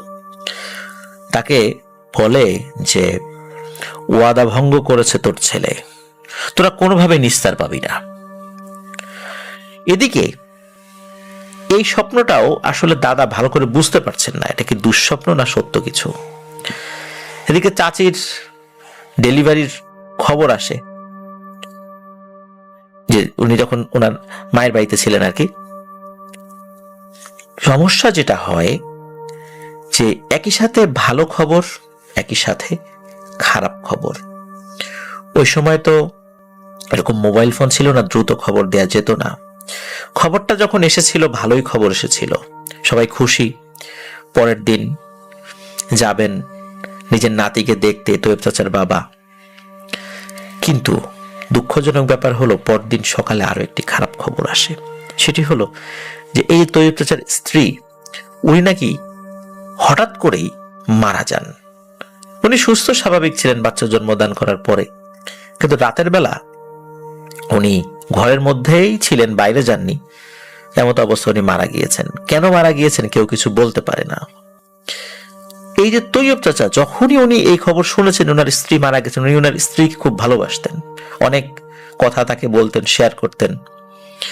যখনই এটা শুনেছেন তখন উনি উন্মাদের মতো হয়ে যান এবং বলা চলে একটা বদ্ধ পাগল হয়ে যান উনি। এ কথা শোনার সাথে সাথে আবার উনি চারদিকে ছোটাছুটি শুরু করেন। মানে আসলে ওনার সেন্স কাজ করছে না। ওনার স্ত্রী মারা গেছেন, তাকে দেখতে যাবেন, কিন্তু এই বিষয়ে ওনার মাথার মধ্যে কাজ করছেন। উনি উন্মাদের মতো হয়ে গেছেন, এতটা শকড উনি হয়েছিলেন ওনার স্ত্রীর মৃত্যুর খবরে। এই যে তৈয়ব চাচার ওয়াইফ মারা গেলেন, এরপরে দাদার টনক নড়ে। আরে ঘটনাটা কি? আমি যে স্বপ্ন দেখলাম যে ওয়াদা ভঙ্গ করা হয়েছে, ওয়াদাটাই বাকি, আমার তো কিছু মাথায় ধরে না। কে ওয়াদা ভঙ্গ করলো, কিভাবে হলো, এটা তো জানতে হবে। উনি কি করেন, শৈলকুপা বাজারের মসজিদের ইমাম সাহেবের কাছে যান এবং সব ঘটনা খুলে বলেন। তো এই ঘটনা শুনে ইমাম সাহেব কয়েকদিন সময় নেন, বলেন যে আসলে এটা তো একবারে বলা যায় না, খোঁজ খবর নিয়ে জানতে হবে। আমার অনুগত জিনদের মাধ্যমে একটু খোঁজ খবর নেই, তারপর আপনাকে জানাই। একদিন পর ইমাম সাহেব দাদাকে খবর পাঠান যায় দ্রুত আসার জন্য। তো দাদা যখন দেখা করতে যান ইমাম সাহেবের সাথে, ইমাম সাহেবের চোখে মুখে ভয়ের ছাপ। এবং ইমাম সাহেব বলেন যে যেই জিনটি আপনার পরিবারের ক্ষতি করছে সে কোনো সাধারণ জিন নয়। আমি আমার অনুগত জিনদেরকে পাঠিয়েছিলাম যে এই জিনটি কেন এমনটা করছে, কি সমস্যা। এই বিষয়ে জানতে গিয়ে আমার একটা জিন প্রাণ হারিয়েছে, কিন্তু আমি কিছুতেই বুঝতে পারছি না যে আমার জিনকে হত্যা করার পেছনে কারণ কি। এটা তো কোনো খারাপ জিন না, এতটুকু নিশ্চিত হয়েছি, এবং এটা একটা মুসলিম জিন, নামাজ কালামি জিন। তাহলে তার কাছে তথ্য নিতে গিয়ে আমার জিন মারা গেল কেন? আমি নিজেই এই বিষয়টা নিয়ে খুব আতঙ্কিত। কোনো তথ্য আমি জানতে পারছি না, এবং এই জিনের সাথে মোকাবেলা করার মতো বিদ্যা আমার জানা নেই। হুজুর যখন এই বিষয়ে বলেন তখন তো দাদার মাথায় আকাশ ভেঙে পড়ে। আরে বলে কি হুজুর, তাহলে সমস্যার সমাধান কিভাবে হবে? ওই অবস্থায় হুজুর বলেন যে আমারও তো জানার ইচ্ছা আসলে ব্যাপারটা কি, কিন্তু এই সমস্যা তো আমার নিয়ন্ত্রণের বাইরে। আমি আপনাকে একজনের ঠিকানা দিচ্ছি, আপনি সেখানে চলে যান, সে আমারই ছাত্র। তো দাদা কি করেন, সেই ঠিকানা অনুযায়ী সেখানে যান। তবে হুজুর একটি চিরকুট লিখে দিয়েছে, মানে একটা ছোট্ট চিঠি লিখে দিয়েছিলেন, সেটার সাথে করে নিয়ে যান। ওই দিন এই যে আবু সাইদ পাঠান ভাইয়ের মামি, মানে যার কাছ থেকে ঘটনাটি উনি নিয়েছিলেন, ওনার বাবা সাথে গিয়েছিল। তো জায়গাটা ওনাদের বাড়ি থেকে বেশ অনেকটা দূরে, মাগুরা জেলার শ্রীপুরের কাজলি বাজার দাখিল মাদ্রাসার সাথে। ওখানে আবার ওনার এক ফুপুর বাড়ি হওয়ায় চিনতে সুবিধা হয়েছে, মানে ওই মামির ফুপু বাড়ি। তো মামির দাদা, বাবা এবং এক ফুপাকেও নিয়ে যান, সেই মাদ্রাসায় যান। ওনারা গিয়ে তো অবাক, দেখে মসজিদের ইমাম সাহেবের বয়স 14-15 কি সর্বোচ্চ 16 বছর হবে। এদিকে এতটুকু একটা বাচ্চা ছেলে, সে না করবে এই চিকিৎসা, যেখানে মুরব্বী যারা আছে, যারা অনেক বয়স হয়ে গেছে এই টাইপের কাজ করতে করতে, তারা কোনো সন্ধান দিতে পারছে না এই বাচ্চা কিভাবে এই কাজ করবে। দাদা চিন্তা করেন যে আমার তো বয়স দেখে লাভ নাই, আমার দরকার কাজ। তো যাই হোক, তো ওনারা সেই হুজুরের কাছে যান, সালাম দেন, হুজুরের কাছে সেই চিরকুটটি দেন যে আপনার ওস্তাদ এটি দিয়েছেন। তখন সেই হুজুর উনি বলেন যে আপনারা চলে যান, আমি এই সমস্যার যদি কোনো সুরাহা করতে পারি অবশ্যই আপনাদেরকে আমি খবর দেব। তো ওনারা চলে আসেন। 6-7 দিন পর এই যে মামির যে ফুপু, যার বাড়ি ওখানে ছিল, তিনি দাদাকে খবর পাঠান যে তাড়াতাড়ি আসেন, একটা খবর আছে। তো ওনারাও যান সেখানে। ওইখানে যাওয়ার পর ওই হুজুর, অল্প বয়স্ক যিনি হুজুর, উনি বেশ কিছু তথ্য দেন। উনি জানান যে অনেক কষ্টে উনি এই তথ্যগুলা বের করতে সক্ষম হয়েছেন। আর এই তথ্য শোনার পর সকলেই খুবই অবাক হয়েছিলেন। ওই হুজুর বলেন যে এই যে তৈয়ব চাচা, শেষবার যখন উনি বাড়ি ছেড়ে চলে গিয়েছিলেন, মূলত তখনই একটি ঘটনা ঘটেছিল। তিনি তো মূলত একজন উদাস মনের মানুষ, তাই ঘরে থাকতে পারতেন না। আর এদিক ওদিক ঘোরাফেরা করতে করতে এইভাবে বাড়ি থেকে পালিয়ে যাওয়া ওনার একটা নেশা হয়ে গিয়েছিল। উনি যে মাদ্রাসায় পড়তেন, ওই মাদ্রাসায় পড়ার সময় জামালপুরের, মানে গ্রেটার ময়মনসিংহের একটা জেলা জামালপুরের এক ছাত্রের সাথে তার বন্ধুত্ব হয়। সেও ছিল এই তৈয়ব চাচার মতোই উদাস মনের, ঘুরে বেড়াতে পছন্দ করত, বাউন্ডুলে টাইপের। তো সে বাড়িতে যাবে, তো তৈয়ব চাচাকে বলে যে যাবি নাকি আমার সাথে, কারণ ওই ছেলেও জানতো যে তৈয়ব চাচা ঘোরাঘুরি করতে পছন্দ করে। আর দুজন একই টাইপের হওয়ার কারণে তৈয়ব চাচা কাউকে কিছু না বলে ওই ছেলের সাথে ওই 88 সালের বন্যা যখন শুরু হওয়ার বা হচ্ছে আর কি, তখনও ওই দিকে পানি আসে নাই সেভাবে, ঝিনাইদহের দিকে। তখন তৈয়ব চাচা ওই ছেলের সাথে ওই জামালপুরের দিকে চলে যান। এরপরে ঘুরে বেড়াচ্ছে। আর তৈয়ব চাচা তো উনি কিন্তু ভালো মানুষ ছিলেন, এরকম মানে উড়াদুরা ঘুরে বেড়ালেও উনি উদার মনের মানুষ ছিলেন। বিনা পারিশ্রমিকে মানুষের উপকার করে দিতেন, কাজ করে দিতেন। তো উনি ওই ছেলের সাথে যখন ওইদিকে যান, ওনার ভালো লেগে যায় ওই এলাকাটা, উনি আর বাড়ির দিকে যান না। তো উনি কি করতেন, ওখানে যারা মাছ ধরতেন, ওইখানে ওই একটা নৌকায় ওই জেলেদের সাথে সম্পর্ক করেন এবং তাদের সাথে মাছ ধরেন। তো জেলেরা কি করতো, বড় বড় মাছ ধরতো, বিশাল বড় বড় জাল ফেলতো। তো ওই জালে অনেক দেখা যেত যে ডাল বাল আটকে থাকে, তো তৈয়ব চাচা এইগুলো পরিষ্কার করতেন।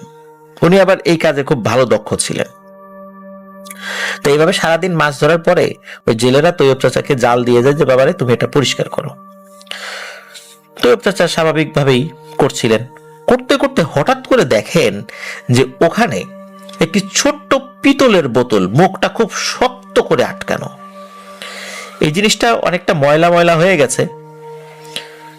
তো এই বোতলটা পান। বোতলটা পাওয়ার পর তৈয়ব চাচার মানে কৌতূহল জাগে এই জিনিসটা কি। তখন কিন্তু সন্ধ্যা ঘনিয়ে আসে, মাগরিবের আজান তখনও দেয়নি। তৈয়ব চাচা ওই বোতলটা অনেক আছাড় মারতে থাকেন, লাঠি দিয়ে আঘাত করতে থাকেন। একটা পর্যায়ে গিয়ে ওই বোতলের মুখ খুলতে সক্ষম হন। যখনই মুখটা খুলেছেন তখনই ভেতর থেকে ধোঁয়ার মতো কিছু একটা বেরিয়ে এসেছে এবং সেটা ভয়ানক একটা চেহারার মানে ধারণ করেছে আর কি, একটা অবয়ব ধারণ করেছে। এই অবয়বটা বের হয়েই তৈয়ব চাচাকে চটথাপ্পড় মারতে শুরু করেছে। তো তৈয়ব চাচা চটথাপ্পড় খেয়ে উনি ওই দৈত্যটাকে অভিশাপ দেওয়া শুরু করেছেন।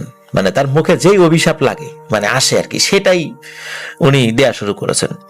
এই অভিশাপ যখন দেয়া শুরু করেছেন, ওই দৈত্যটা হঠাৎ করে মনে হলো সে ভয় পেল। ভয় পেয়ে সে স্বাভাবিক একটা মানুষের আকৃতি ধারণ করবে। ধারণ করে ওই তৈয়ব চাচার কাছে এসে বলে যে বাপুরে, আর যাই করিস আমাকে অভিশাপ দিস না, তুই ভয় পাস না, আমি তোর কোনো ক্ষতি করব না। আর তুই আমাকে এত কষ্ট কেন দিলি? এই যে বোতলটা আশ্রালি, এত কষ্ট দিলি আমাকে, এই জন্যই মূলত আমি বের হয়ে খুব রাগ করে তোকে কয়েকটা আঘাত করছি। এটা বলার পরে ওই স্বাভাবিক যে অবয়বে মানে এসেছিল ওই দৈত্যটা, ওই তৈয়ব চাচার শরীরে নাকি হাত বুলিয়ে দিয়েছিল এবং হাত বুলিয়ে দেওয়ার সাথে সাথে তৈয়ব চাচা একদম স্বাভাবিক হয়ে যান। বলতে কি, একটু আগে যে আঘাত পেয়েছে, আঘাতে যে ব্যথা তার শরীরে লেগেছিল, ওই জায়গাটা একদম স্বাভাবিক হয়ে যায়। তখন ওই তৈয়ব চাচাকে উদ্দেশ্য করে ওই জিনটি বলে যে আল্লাহর দোহাই লাগে, খবরদার আমাকে কেন, কাউকেই অভিশাপ দিস না। অভিশাপ জিনিসটা খুব খারাপ। তুই বল আমার কাছে কি সাহায্য চাস, আমার সাধ্যের মধ্যে হলে ইনশাল্লাহ তোকে আমি সাহায্য করব। তো তৈয়ব চাচা বুঝতে পারে যে এটা তো কোনো স্বাভাবিক মানুষ না, এটা তো জিন। কারণ উনি যেহেতু মাদ্রাসার লেখাপড়া করেছিলেন, এইসব বিষয়ে তো ওনার টুকটাক স্বাভাবিক ধারণা থাকবে, এটাই মানে মানে বুঝাই যায়। তখন তৈয়ব চাচা বলেন যে এখন আমি কি চাইবো? আচ্ছা তুমি আমার সাথে মাঝে মাঝে দেখা করো, দেখি চিন্তা ভাবনা করে কি চাওয়া যায়। তা একদিন ওই জিনটি তৈয়ব চাচাকে নাকি বলে যে তোকে আমি এমন ভাবে সাহায্য করব, স্বাভাবিকভাবে কোনো জিনেরা এভাবে কাউকে সচরাচর সাহায্য করে না, কিন্তু আমাকে একটা প্রতিশ্রুতি দিতে হবে। এই শর্ত কিন্তু ভঙ্গ করা যাবে না। শর্ত না শুনেই এই তৈয়ব চাচা এক বাক্যে রাজি হয়ে গিয়েছিলেন। জিনটি বলে যে আমার দেয়া সাহায্যে তুই যে লাভবান হচ্ছিস, আসলে এটা পরিপূর্ণভাবে সত্য নয়, কারণ আল্লাহর ইচ্ছা ছাড়া কেউ কোনো কিছু করতে পারে না। আমি চেষ্টা করব, কিন্তু আমি তোর সাহায্যে আছি এ কথা তুই কাউকে বলবি না। আর এভাবে বাড়ি থেকে দূরে থাকার কোনো মানে হয় না। বাড়ি যাবি, বাড়িতে গিয়ে একটা হালাল ব্যবসা শুরু করবি, আর আমি তো তোকে ইনশাল্লাহ সাহায্য করবই, কিন্তু মনে রাখবি ওয়াদা ভঙ্গ করা যাবে না। ওয়াদা ভঙ্গ করলে আমারও ক্ষতি হবে, তোরও ক্ষতি হবে। আর সবচাইতে গুরুত্বপূর্ণ ব্যাপার হলো, আমি না বলা পর্যন্ত বা আমি অনুমতি না দেওয়া পর্যন্ত তুই বিয়ে করবি না। তুই বিয়ে করবি অবশ্যই, কিন্তু আমি বলার পর। তার আগে যতই প্রস্তাব আসুক তুই ফেরাই দিবি। তোর চাচা রাজি হয়ে যান। ওই জিনটি এটাও বলে যে যেই মানুষের দ্বারা আমার ক্ষতি হবে আমি কিন্তু তারও ক্ষতি করব, সুতরাং এটা মাথায় রাখিস। এদিকে কি হয় যে এই যে তৈয়ব চাচা উনি যে এলাকায় ছিলেন, ওই এলাকায় বহু মানুষ মানে মাছের চাষ করতেন। মাছ তো ধরতেন ঠিক আছে খাল বিলে, কিন্তু মাছের চাষও করতেন ওই জামালপুর এলাকায়। অনেক আগে থেকেই আমার জানা মতে এখনো ওই এলাকায় অনেক মানুষ মাছ চাষ করে। তো উনি একটা ফিশারিজে কাজ শুরু করেন, সেখানে গিয়ে মাছ কিভাবে চাষ করে সেই জিনিসগুলো শেখেন। পরে ওই জিন তাকে পরামর্শ দেয় যে যা বাড়িতে গিয়ে মাছের ব্যবসা কর। উনি একটা নৌকায় কাজ করতেন, মানে খাবার দাবার তো খেতে হয়, যেহেতু জেলেদের সাথে উনি কাজ করতেন, তো জেলেরা যে খাবার খেত তাকেও দিত। একদিন উনি নৌকায় ঘুমিয়েছিলেন, সকালবেলা ঘুম থেকে উঠে দেখে যে উনি ওনার এলাকার মসজিদের একটা বারান্দায়। তো উনিও বুঝতে পারেন ওনার সাথে যে জিনটা রয়েছে এই জিনেরই কাজ। উনি বাড়িতে যান, বাড়ির লোকজন তো তাকে পেয়ে অবাক হয়ে যায়। ওই যে আমি শুরুতে বলেছিলাম প্রিয় লিসেনার যে 8-9 মাস পরে ফেরত এসেছেন, তো ওভাবে উনি ফেরত আসেন, স্বাভাবিকভাবে জীবনযাপন শুরু করেন, উদাসীন ভাব আর নাই। এরপরে মূলত উনি ওনার দাদাকে, মানে ওনার বাবাকে বলেছিলেন যে মাছের ব্যবসা করবেন, যেহেতু মাছ চাষটা শিখে এসেছিলেন। এরপরে যখন ওনাকে বিয়ের প্রস্তাব দেওয়া হয়, ওই জিনের বলা ওই শর্তটা তুই সব ভুলে যান এবং যে কোনো কারণেই হোক পাত্তা দেননি, উনি রাজি হয়ে যান। মূলত এই যে বিয়েটা করলো এর কারণে ওই জিনটা খুব ক্ষিপ্ত হয়েছিল। কেন এই জিনটা ক্ষিপ্ত হলো? সে বিয়ে করার কারণে। ওই জিন সে জানিয়েছিল যে সে যেই বয়সে এই কথাগুলো চেপে রাখতে পারবে, মানে এই যে জিন যেই কথাগুলো বলেছিল মানে তার নিজের মধ্যে রাখতে পারবে, সেই বয়সে এখনো সে উপনীত হয়নি, বয়স অল্প। জিনের ভয় ছিল যে এই কথাগুলো সে তার স্ত্রীকে বলে দেবে এবং বলে দিলেই বিভিন্ন ধরনের সমস্যার সৃষ্টি হবে, জিনেরও ক্ষতি হবে, ওরও ক্ষতি হবে। এই কারণেই মূলত জিন তাকে নির্দিষ্ট একটা সময় পর্যন্ত অপেক্ষা করতে বলেছিল এবং জিন বললে সে বিয়ে করবে, এই কারণে জিন তাকে বিয়ে করতে নিষেধ করেছিল। কিন্তু সমস্যা হলো এই তৈয়ব চাচা, উনি ওনার স্ত্রীকে ভালোবেসে সব গোপন কথা বলে দিয়েছিলেন, আর এতেই ওই জিন প্রচন্ড ক্ষিপ্ত হয়েছিল। মূলত এই কারণে তৈয়ব চাচার সন্তানাদি হতো না। প্রথম দিকে এই সমস্যা ছিল, আস্তে আস্তে তার ব্যবসা বাণিজ্য খারাপ হতে শুরু করলো। তারপরে তৈয়ব চাচার বাবার মানে মামির দাদার পাটের গুদামে আগুন লেগে গেল, বিভিন্ন ধরনের সমস্যার সৃষ্টি হলো। এখানে আরো একটি কথা, সেটি হলো ওই জিন একটি ভয়ানক তথ্য দেয়। সেটি হলো যে ওই জিনটি একটি মুসলিম জিন এবং এই জিন হিন জাতি, জিনদের মধ্যে বিভিন্ন জাতি রয়েছে, সেটা হলো একটা হলো হিন জাতি, এই হিন জাতির একটি জিন। এবং এই হিন জাতির জিনেরা নাকি আল্লাহ ছাড়া আর কারো গোলামি করে না, কোনো মানুষের দাসত্ব তারা পছন্দ করে না। তার একটা ভুলের কারণে এক মুসলিম মনীষী তাকে বোতলে বন্দি করেছিলেন এবং তাকে সাগরে ফেলে দিয়েছিলেন। 2000 বছর ধরে সাগরে এক মাছের পেট থেকে এক মাছ এটা খেয়ে ফেলেছে, সেই মাছের পেট থেকে বের হয়ে গেছে বা সেই মাছ মারা গেছে। ওই বোতল আবার সমুদ্রের নিচে এক ধরনের স্রোত থাকে, সেই স্রোতে ভাসতে ভাসতে আর এক জায়গায় চলে গেছে, এভাবে মাছের আর এক মাছের পেটে গেছে। এভাবে ভাসতে ভাসতে ভারত মহাসাগর হয়ে বিভিন্ন ভাবে এই 2000 বছর ধরে এটি ওই জামালপুরের ওই দিকে চলে এসেছিল, যে কোনো ভাবেই হোক চলে এসেছে। আর ওই জেলেদের জালে ওটা ধরা পড়েছিল এবং ওইটা খুলে ফেলে হচ্ছে এই তৈয়ব আলী চাচা। তারপরে মূলত এই জিনটি বের হয়ে এসেছিল এবং ওই জিনটি সেই হুজুরের কাছে এই তথ্যও দেয় যে এই হিন জাতির জিনেরা তারা তার সম্প্রদায়ের বা তার গোত্র বা তার জাতির জিন ছাড়া অন্য কোনো জিনের কাছে কোনো তথ্য তারা জানায় না, এবং অন্য কোনো জিন, অন্য কোনো জাতির জিন যদি তাদের কাছে কোনো তথ্য জানতে আসে তাহলে খুব ক্ষিপ্ত হয় এবং তাদেরকে যদি বারবার প্রেশারাইজড করে তথ্য দিতেই হবে, তখন তারা আক্রমণাত্মক হয়ে যায়। মূলত এই কারণেই তার এই যিনি অল্প বয়স্ক হুজুর, তার হুজুরের মানে তার উস্তাদের একজন জিনকে হত্যা করেছিল ক্ষিপ্ত হয়ে। ওই জিনটা নাকি বারবার মানে তাকে চাপ দিচ্ছিল বলতেই হবে, তখন সে ক্ষিপ্ত হয়ে যায়, কারণ এটা তাদের উসুলের খেলাফ। তারা অন্য কোনো জাতির জিনদের কাছে তথ্য আদান প্রদান করে না। যেহেতু এই যে অল্প বয়স্ক যিনি হুজুর, উনি অত্যন্ত আমলওয়ালা ছিলেন, এই অল্প বয়সেই উনি ওনার আমল আখলাক এমন পর্যায়ে আল্লাহ তাআলা ওনাকে নিয়ে গিয়েছিলেন, যার ফলে অনেক শক্তিশালী জিনেরাও ওনার কাছে আসতো, ওনাকে সালাম দিত। এর মধ্যে হিন জাতির জিনও ছিল। মূলত এই হুজুর ওই হিন জাতির জিনের মাধ্যম দিয়েই ওই জিনকে হাজির করিয়েছিলেন তার কাছে, এবং সেই জিনটি নিজেই এই তথ্যগুলো ওই হুজুরকে দিয়েছিলেন। এখন সমাধান কি? সমাধান তো অত্যন্ত জটিল। এই তথ্য তো নিয়ে হুজুর ওই জিনকে চলে যেতে বলেছিলেন। তখন ওই তৈয়ব আলী চাচার দাদা, মানে তৈয়ব আলী চাচার বাবা, উনি বলেন যে হুজুর সমাধান তো করতে হবে, আমার ছেলে কি এরকম পাগল হয়ে থাকবে, এটা একটা সমাধান করেন। তখন ওই জিন, সে নাকি আবারও ওই অল্প বয়স্ক হুজুরের ডাকে এসেছিলেন এবং ওই জিন জানায় যে ওই জিনটা নাকি তৈয়ব আলী চাচাকে কোনো ধরনের কোনো ক্ষতি করেনি। মূলত তার স্ত্রীর শোকেই সে উন্মাদ হয়ে গেছে, জিন তাকে উন্মাদ করেনি। জিন যা করেছে আগে করেছে। এবং তৈয়ব আলী চাচার স্ত্রী, তিনি মারা গিয়েছিলেন ওই জিনের কারণে। কারণ সন্তান জন্ম দেওয়ার যেদিন দিয়েছেন ওই দিন রাত্রে এই হীন জাতির জিনটি নাকি নিজের অবয়বে ওই তৈয়ব আলী চাচার স্ত্রীর সামনে হাজির হয়েছিলেন। ওইটা দেখেই তিনি মারা গিয়েছিলেন।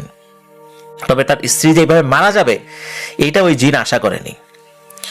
আর তৈয়ব আলী চাচাকে উনি যেহেতু ওই জিনটা যেহেতু ক্ষতি করেনি, তবে ওই জিনটি বলে যে তৈয়ব আল্লাহর রহমতে ইনশাল্লাহ সুস্থ হয়ে যাবে, কারণ এটা তো কোনো জিনের কারণে তার এই উন্মাদনা সৃষ্টি হয়নি। আর আমি আমার জায়গা থেকে চেষ্টা করব যেন সে সুস্থ হয়ে যায়। তবে সমাধান একটাই, সেটা হলো যে এই যে তৈয়ব আলী চাচা উনি যে ঘেরে মাছ চাষ করেন, ওনার ঘেরের মাছ সকলের জন্য উন্মুক্ত করে দিতে হবে, সবাই খাবে সেই মাছ, তাহলেই উনি সুস্থ হয়ে যাবেন। আর তৈয়ব আলী চাচাকে ডাক্তার দেখানোর পরামর্শ দিয়েছিলেন ওই জিন, আর ওই জিন তার জায়গা থেকে তাকে সুস্থ করার চেষ্টা করবে। সত্যি তৈয়ব আলী চাচা সুস্থ হয়ে গিয়েছিলেন। আর এই যে মামির দাদা, উনি মারা গিয়েছিলেন 1998 সালে, আর তৈয়ব আলী চাচা মারা গিয়েছিলেন 1999 সালে। প্রিয় লিসেনার্স, এটি ছিল ঘটনা। আশা করছি ঘটনাটি আপনাদের ভালো লেগেছে। খুবই শিক্ষণীয় একটি ঘটনা, বিশেষ করে হীন জাতির জিনদের ক্ষমতা এবং তারা যে নিজের জাতি ছাড়া বা নিজেদের স্বজাতি ছাড়া অন্য কোনো জিনদের উপস্থিতি বা অন্যদের কাছে তথ্য আদান প্রদান করতে চায় না, এই বিষয়টি কিন্তু আসলে জানা ছিল না। এই ঘটনার মাধ্যমে আমরা জানতে পারলাম। প্রিয় লিসেনার্স, প্রত্যেকটি ব্যাপারের মধ্যেই শিক্ষণীয় ব্যাপার রয়েছে।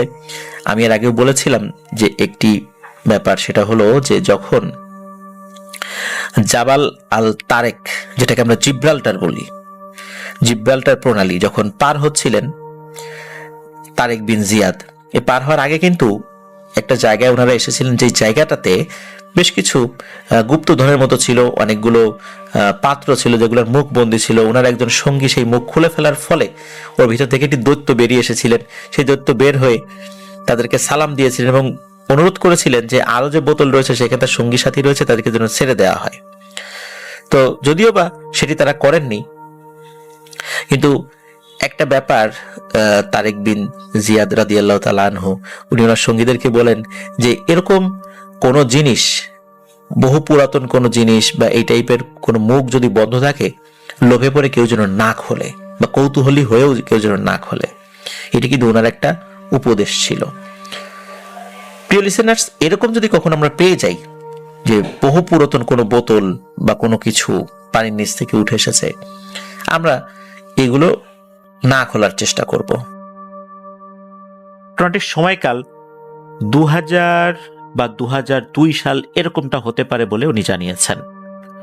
ওই সময় তো সব জায়গাতে এরকম ইলেকট্রিসিটি ছিল না, তবে প্রতি বাড়িতেই কিন্তু হারিকেনের প্রচলন ছিল। ঘটনাটি যার সাথে ঘটে তার নাম ছিল লতিফুর রহমান।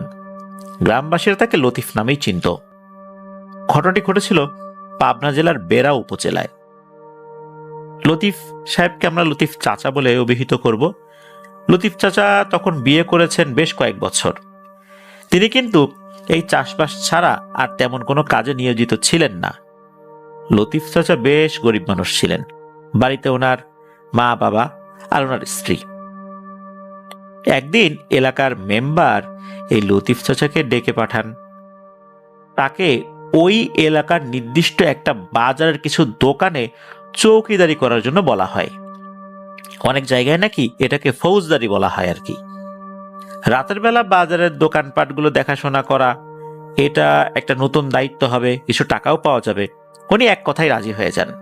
বেশ খুশি হয়েছেন এই ভেবে যে দিনের বেলায় কিছুটা ঘুমাবেন, জমিতে চাষবাস করবেন, রাতের বেলা চৌকিদারি করবেন। তবে এই বিষয়টা যখন পরিবারের সদস্যরা জানতে পারলেন, লতিফ মিয়ার মা বাবাও রাজি ছিলেন না, লতিফ মিয়ার স্ত্রীও রাজি ছিলেন না। তারা বলেছিলেন যে আল্লাহ যতটুকু দিচ্ছেন আমরা তো চলতে পারছি, হ্যাঁ কষ্ট হচ্ছে, কিন্তু তাই বলে রাতের বেলা ডিউটি করা এটা দরকার নেই। কিন্তু লতিফ মিয়া সাহসী মানুষ ছিলেন, কৌতূহলীও ছিলেন, এক কথার মানুষ ছিলেন। পরিবারের সদস্যরা বেঁকে বসেছেন, তবুও লতিফ মিয়া বললেন যে মেম্বার সাহেবকে কথা দিয়ে আসছি, এখন কিভাবে গিয়ে না করি, তখন উনি কি বা মনে করবেন।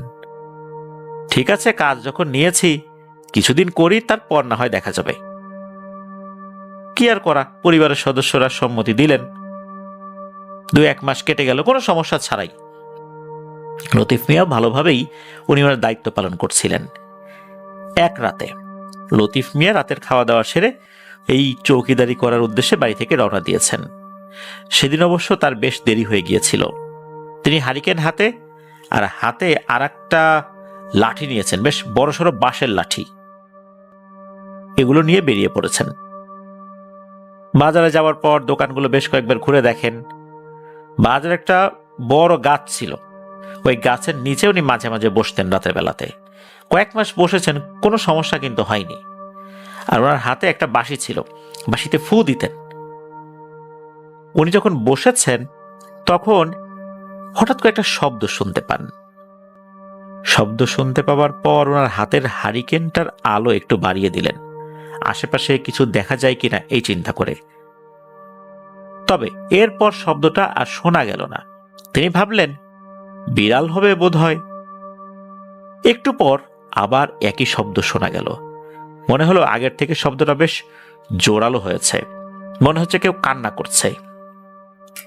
উনি হাতে লাঠি আর অন্য হাতে হারিকেনটা নিয়ে শব্দের উৎপত্তির স্থলটা খোঁজার চেষ্টা করছিলেন। খুঁজতে খুঁজতে ধীরে ধীরে তিনি গরুর মাংস যেখানে বিক্রি হয় বাজারের একটা সাইডে, ওই দোকানগুলোর কাছে চলে আসেন। উনি বুঝতে পারলেন ওই কান্নার শব্দটা ওদিক থেকেই আসছে। তিনি ধীরে ধীরে এগিয়ে যেতে লাগলেন। লতিফ মিয়া ছিলেন বেশ সাহসী একজন মানুষ। তিনি বেশ কয়েকটা দোকান পার হয়ে একটা গলির ভিতরে ঢুকে গিয়েছেন। আগেকার দিনের দোকানপাটগুলো ছিল বেশ ফাঁকা ফাঁকা, তার মধ্যে ছিল ওই সময় গরমকাল, তবে জ্যোৎস্না রাত ছিল। আশেপাশের পরিবেশটা বেশ ভালোই দেখা যাচ্ছিল। তিনি আরো এগিয়ে যেতে লাগলেন। হঠাৎ করে দেখতে পেলেন এক রোমহর্ষক দৃশ্য, যা তিনি কল্পনাতেও আনতে পারেননি যে এমন কিছুর মুখোমুখি উনি হতে যাচ্ছেন। উনি দেখতে পেলেন একটা মহিলা, যার চেহারা ছিল খুবই ভয়ঙ্কর। শরীরের বিভিন্ন জায়গার মাংসগুলো অর্ধগলিত, কোনো কোনো জায়গায় খুলে পড়ে গেছে, সেখানে হাড় রয়েছে সেগুলো দেখা যাচ্ছে, আর তীব্র দুর্গন্ধ চতুর্দিকে ছড়িয়ে পড়েছে। শরীরে কোথাও মাংস আছে, কোথাও নেই। হাত দুটো কঙ্কালের মতো, কোথাও মাংস ঝুলে আছে। ঠিক যেমন গরু জবাই করলে হাড়ের সঙ্গে মাংসগুলো লেগে থাকে, ঠিক তেমন। দাঁতের উপরে চোয়ালের মাংসগুলো কোথাও আছে, কোথাও নেই। এতটাই ভয়ঙ্কর দেখতে, লতিফ মিয়া সেই মহিলাকে দেখতেই নিজেকে ধরে রাখতে পারছিলেন না। তার মনে হচ্ছিল উনি ওখানেই মারা যাবেন। লতিফ মিয়া তৎক্ষণাৎ একটি দোকানের টিনের পেছনে গিয়ে দাঁড়ান এবং হারিকেনের আলোটি একদম কমিয়ে দিয়েছেন। এরপর উনি দেখার চেষ্টা করছেন যে এই অবয়বটা আসলে কি করে। সেই ভয়ঙ্কর মহিলাটি মাংসের দোকানের মাটিতে পড়ে থাকা রক্তগুলো জিহ্বা দিয়ে চেটে চেটে খাচ্ছিল। মাংসের দোকানে থাকা যে কাঠগুলো রয়েছে, যার উপর মাংসগুলো কাটা হয়, গাছের গুড়ির একটা অংশ বা গোল কাঠের একটা অংশ, এগুলোর উপর যখন মাংস কাটা হয় তখন এর সাথে কিন্তু রক্ত লেগে থাকে। এই জিনিসগুলো সে চেটে চেটে খাচ্ছিল। এইভাবে বেশ কয়েকটা দোকানের সামনে সেই মহিলা যায় আর একই রকম কাজ করে। শুধু তাই না, নিচে পড়ে থাকা শুকনো রক্তগুলো সে চেটে চেটে খাচ্ছিল। লতিফ সাহেব প্রচন্ড ভয় পেয়ে যান। এই দৃশ্যগুলো দেখার পর তিনি কখন যে জ্ঞান হারিয়ে ফেলেছেন উনি নিজেও জানেন না। পরের দিন দুপুরের পর নিজেকে আবিষ্কার করেন তার নিজ বাড়িতে। চোখ খুলতেই দেখেন কয়েকজন পরিবারের যারা সদস্য আর কি তার কাছে দাঁড়িয়ে আছেন, তার স্ত্রী কান্নাকাটি করছে। লতিফ মিয়া তার স্ত্রীকে জিজ্ঞেস করেন, কি ব্যাপার, তুমি এভাবে কান্নাকাটি করছো কেন, কি হয়েছে? লতিফ মিয়ার স্ত্রী জানান, ফজরের নামাজের পর কয়েকজন এসে অনেক জোরে ডাকাডাকি করছিল। তখন লতিফ মিয়ার স্ত্রী উঠেছেন, লতিফ মিয়ার মা উঠেছেন। উঠে দরজা খুলতেই দেখা গেল যে বেশ কয়েকজন মিলে লতিফ মিয়াকে ধরাধরি করে বাড়িতে নিয়ে এসেছে। তখন ওনারা অনেক চেষ্টা করেছেন জ্ঞান ফেরানোর জন্য, ওনারা পারেন নাই। এই যে এখন জ্ঞান ফিরল।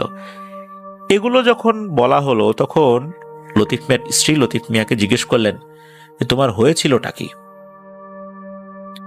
এরপর আরো কয়েকজন জানতে চাইল যে কি হয়েছিল।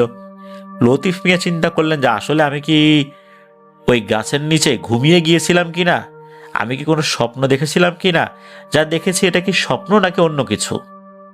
উনি বারবার এই একই কথা ভাবছিলেন। তবে লতিফ মিয়ার ওই সময়ে এই ঘটনাটা পরিবারের সদস্যদের সাথে শেয়ার করেননি। পরিবারের সদস্যরা জানলে তো নিঃসন্দেহে তাকে আর এই চৌকিদারি কাজটি করতে দেবে না, কারণ তারা তো এই কাজটি করার শুরু থেকেই বিরোধী ছিল। এখন যদি বিষয়টা বলা হয় তাহলে নিশ্চিত যেতে দেবে না। এদিকে এমন একটা সময় ঘটনাটি ঘটেছে মাসের একদম মাঝামাঝি। এখন যদি উনি ছেড়ে দেন তখন তো হবে আর একটা বিপত্তি, টাকাগুলোও পাওয়া যাবে না যে কয়েকদিন ডিউটি করেছেন। চিন্তা করলেন যে কাজটা করি না, হয়তোবা কোনো একটা দুর্ঘটনা হয়েছে, আমি অজ্ঞান হয়ে গিয়েছিলাম বা দুঃস্বপ্ন দেখেছিলাম। উনি আসলে তখনও এটাকে দুঃস্বপ্ন মনে করছিলেন, বিষয়টা উনি শেয়ার করতে চাচ্ছিলেন না। আর অভাবের সংসার, একটু বাড়তি উপার্জন হলে ভালোভাবেই সংসারটা চলবে। সেদিন রাতে যথারীতি খাওয়া দাওয়া করে বেরিয়ে পড়লেন বাজারের উদ্দেশ্যে। এই ঘটনার কারণে ওনার যে জ্বর আসবে এরকম কোনো কিছু কিন্তু হয়নি।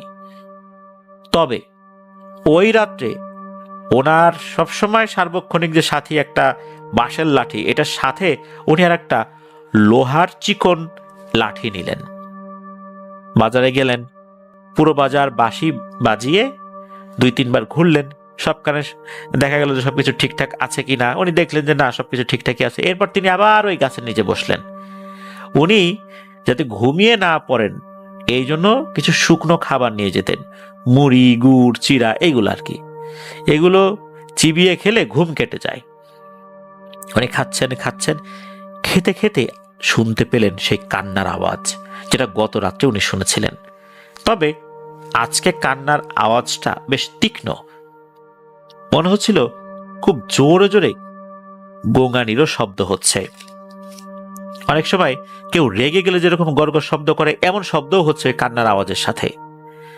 এবারও তিনি সাহস করে শব্দটির উৎপত্তিস্থলে যাবার জন্য উঠে দাঁড়ালেন।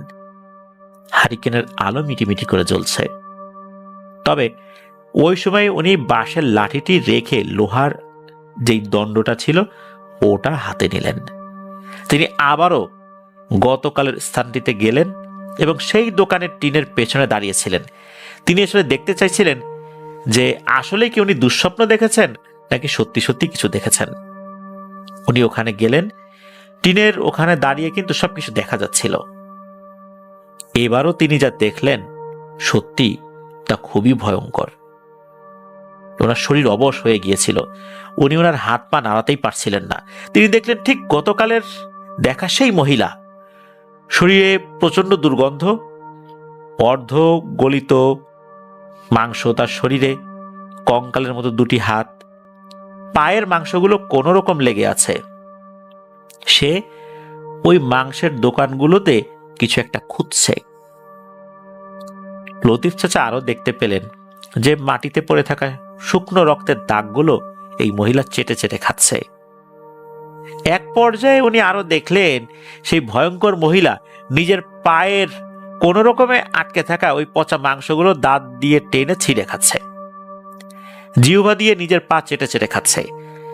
লতিফ মিয়া যেখানে দাঁড়িয়ে ছিল সে ভয়ঙ্কর মহিলাটি এবার সেদিকে এগিয়ে আসছে। মনে হচ্ছে এই মহিলাটি টের পেয়ে গেছে যে তাকে কেউ দেখছে আড়াল থেকে। লতিফ মিয়া শক্ত করে লোহার লাঠিটি ধরে রাখে এবং মনে মনে আল্লাহকে ডাকতে থাকে। উনি তো ওখান থেকে নড়তেই পারছেন না। এক পর্যায়ে সেই ভয়ঙ্কর মহিলাটি দোকানের টিনের সামনে চলে আসে।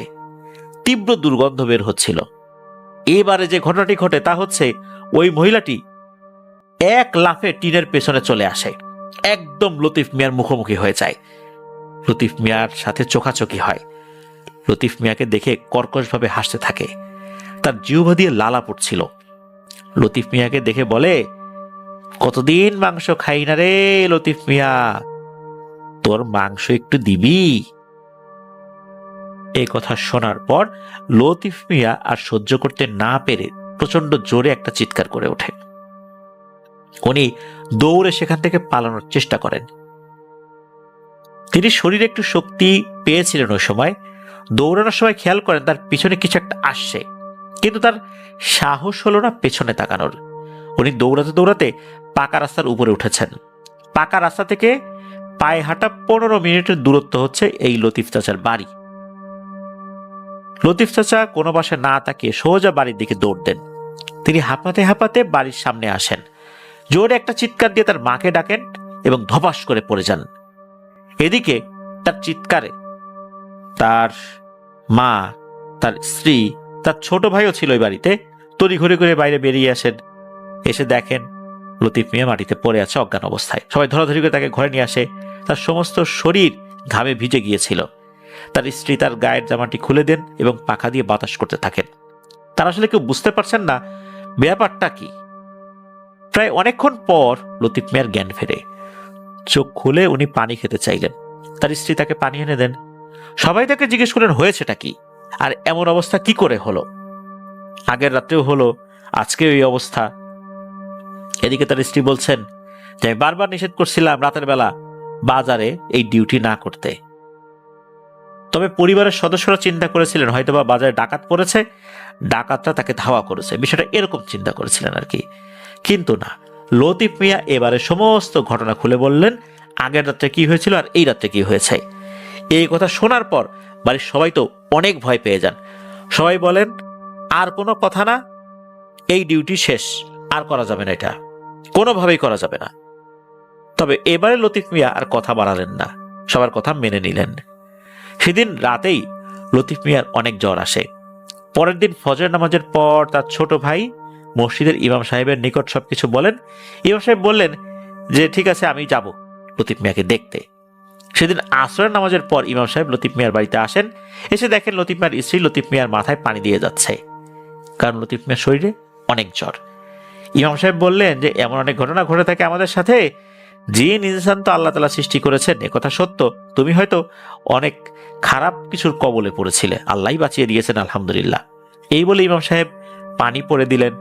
লতিফ সাহেবের শরীরে কিছুটা পানি ছিটিয়েও দিলেন। ইমাম সাহেব এরপর বলে দিলেন যে লতিফ, তুমি এই পেশাটা ছেড়ে দাও, আগে যে কাজ করতা সেটাই করো, এতটা ধকল তোমার শরীরে সইবে না, চাষবাস করো, এটাতে আল্লাহ যতটুকু দেয় এটা আল্লাহ পছন্দ করছেন না হয়তো।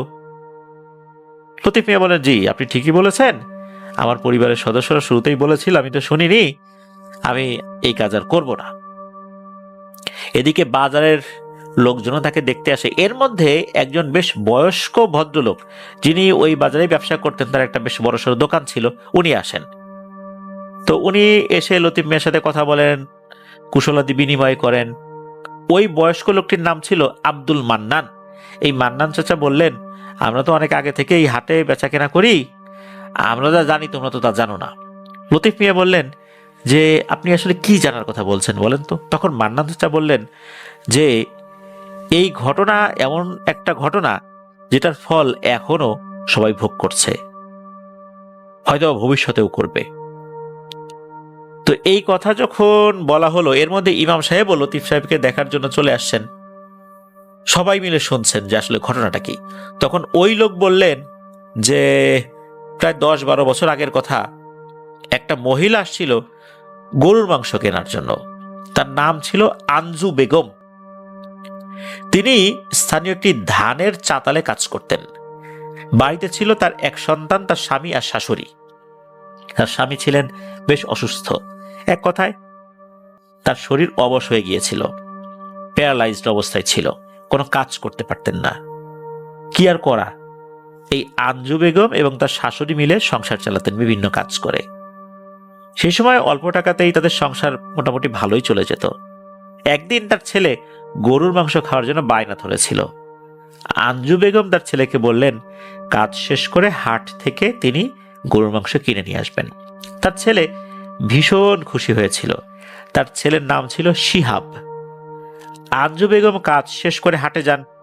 তিনি তার শাশুড়িকে বললেন যে বাড়িতে গিয়ে ভাত চুলায় দেন, আমি গরুর মাংস নিয়ে আসব, এরপর রান্না করব। সেই অনুযায়ী তার শাশুড়ির বাড়িতে চলে যায়। আঞ্জু বেগম হাটে যায়।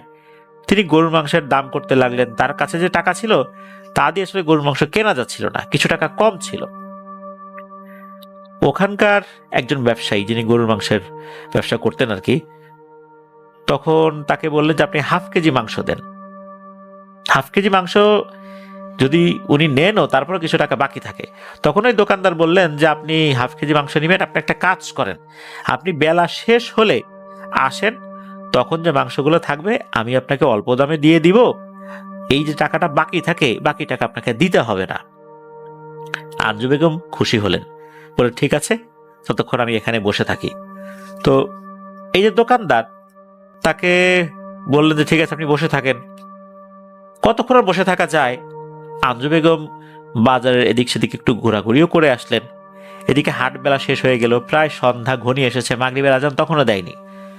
আঞ্জু বেগম তখন বললেন যে আসলে বেলা তো শেষ হয়ে যাচ্ছে, আমাকে গোস্তটুকু দিয়ে দিন, আমি বাড়িতে গিয়ে রান্না করবো, আমার ছেলেটা আমার আশায় বসে আছে। দোকানদার বলেছিল না, এখনো হাট বেলা আছে, আর একটু পরে আপনাকে গোস্তটা দেব। এভাবে ধীরে ধীরে সন্ধ্যা পার হয়ে চতুর্দিকে অন্ধকার হয়ে গেল। আঞ্জু বেগম মনে মনে দুঃখ প্রকাশ করতে লাগলেন, এই ভেবে যে আরে আমরা গরিব মানুষ, টাকা থাকলে এতক্ষণ কি আর বসে থাকা লাগে? ছেলেটা অপেক্ষা করছে, ছেলেটা মাংস দিয়ে ভাত খাবে, আজ আমার কাছে টাকা কম আছে বলে এতক্ষণ অপেক্ষা করতে হচ্ছে। এভাবে মন খারাপ করে মনে মনে দুঃখ প্রকাশ করতে করতে একটা সময় একটু বিলাপ করছিলেন। এই বিলাপ যে ওই মাংস বিক্রেতার কানে যায় নাই তা না, তবুও মাংস বিক্রেতা চাচ্ছিলেন যে ওনার কাছে আর কোনো বাকি না থাক, মাংস যতটুকুই থাকে কম বেশি যাই হোক তাকে একবারই দিয়ে দিতে। কারণ উনিও বুঝতে পেরেছিলেন যে এই ভদ্র মহিলার ছেলে, সে একটা আশা করে বসে আছে, এই আধা কেজি মাংস দিয়ে ওই পরিবারের লোকজন কয়জনই বা কয় টুকরোই খেতে পারবে। ওনার উদ্দেশ্য খারাপ ছিল না, এই কারণে উনি আসলে এই আঞ্জু বেগমকে বসিয়ে রেখেছিলেন। এদিকে রাত হয়ে গেছে, আঞ্জু বেগম চিন্তা করছেন যে আর কি মাংস নিতে পারবো। এর ভিতরে সে কান্নাকাটি শুরু করে দেয়। বাড়ির কাছাকাছি একজন ব্যক্তি থাকেন, একজন তার প্রতিবেশী, তার নাম হচ্ছে কাশেম মিয়া। তো কাশেম মিয়া দেখেন যে এই আঞ্জু বেগম বসে আছে, তখন কাশেম মিয়া বলে যে এই আঞ্জু, এখানে কি করিস? রাত হয়ে গেছে, বাড়ি যাবি না? আমি তো বাড়ির দিকে যাচ্ছি, তুইও চল। দোকানদার বলল যে সারা বেলা অপেক্ষা করলেন, আর একটুখানি সবুর করুন, নতুন গরু জবাই করা হয়েছে, কারণ হঠাৎ করে বেশ কিছু লোকজন আসছে, তাদের মাংস লাগবে, তাদের বাড়িতে একটা অনুষ্ঠান আছে, এই জন্য আগের যে মাংসগুলো ছিল আমি দিয়ে দিয়েছি, এই নতুন গরুর মাংস তারা যতটুকু নেবে এরপরও বেশ কিছু মাংস বেঁচে থাকবে, আর ওনাদের কাছে যতটুকু দামে বিক্রি করব তাতে আপনাকে দিলে আমার লস হবে না, আপনি অল্প দামে নিয়ে যেতে পারবেন।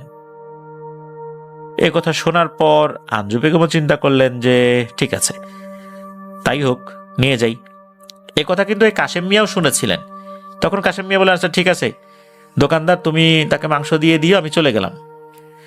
আর উনি যখন চলে যাচ্ছিলেন, আঞ্জু বেগম নাকি বলেছিলেন যে কাকা আপনি গিয়ে আমার শাশুড়িকে বলবেন যে ভাত চড়াই দিতে, ভাতটা রেডি করে ফেলতে, আমি মাংস নিয়ে আসতেছি। তখন উনি বলেন ঠিক আছে, আমি গিয়ে এটা বলবো। আর এটাও বলে দিয়েছিলেন যে আমার ছেলে শিহাব যেন ঘুমিয়ে না পড়ে।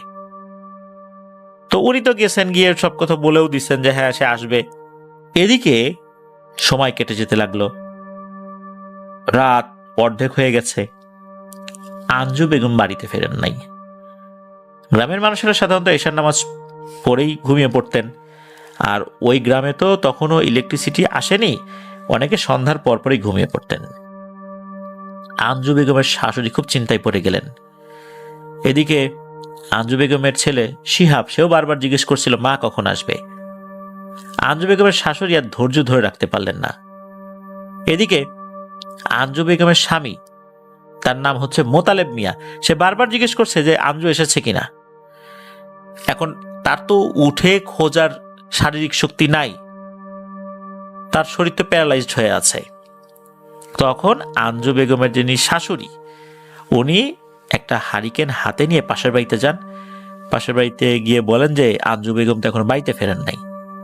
তখন আরো বেশ কয়েকজন লোক বের হয়ে আঞ্জু বেগমকে খুঁজতে বের হয়। বাজারে যাওয়া হয়, বাজারে গিয়ে আঞ্জু বেগমকে পাওয়া যায় না। যেখানে আঞ্জু বেগম কাজ করত সেখানে গিয়েও খোঁজা হয়, সেখানেও তার কোনো সন্ধান পাওয়া যায়নি। সারা রাত তাকে খোঁজা হয়, কোনো খোঁজ পাওয়া গেল না। পরের দিন সকালে বেশ কয়েকজন মিলে এলাকার মেম্বারের কাছে যান। তাকে এই বিষয়টা জানানো হলে মেম্বার সাহেব থানায় গিয়ে একটা জিডি করতে বলেন এবং মেম্বার সাহেবের পরিচিত যত লোকজন আছে সবাইকে বলেন যে আঞ্জু বেগমকে খোঁজার জন্য। সবার কিন্তু সন্দেহ জাগে আঞ্জু বেগম যেই দোকানে মাংস কিনতে গিয়েছিল ওই দোকানদারের প্রতি, যে সে কিছু জানতে পারে। সেই দোকানদারকে অনেক প্রশ্ন করা হয়, পুলিশ এসে ওই দোকানদারকে নানা ধরনের জিজ্ঞাসাবাদ করলেও ওই দোকানদার বলে যে হ্যাঁ, আঞ্জু বেগম তো তার কাছে মাংস নিয়ে চলে গেছে, এবং তার কাছ থেকে যে মাংস নিয়ে চলে গেছে ওই সময় আরো বেশ কয়েকজন মানুষও ছিল এই বাজারের, তারাও দেখেছে। তাদেরকেও ডাকা হয়, তারা বলে হ্যাঁ, আঞ্জু বেগম তো মাংস নিয়ে চলে গেছে। হ্যাঁ, এটা সত্য যে আঞ্জু বেগমের যেতে দেরি হয়েছে। এদিকে আঞ্জু বেগমের তো সন্ধান পাওয়া যাচ্ছে না। বেশ কয়েকদিন পর, প্রায় এক সপ্তাহের কাছাকাছি সময়, এক ব্যক্তি ধানের জমিতে পানি দেবার জন্য এই যে স্যালোমেশনের যে ঘর, বোরিং ঘর বলে, এই বোরিং ঘরের কাছে গিয়েছে।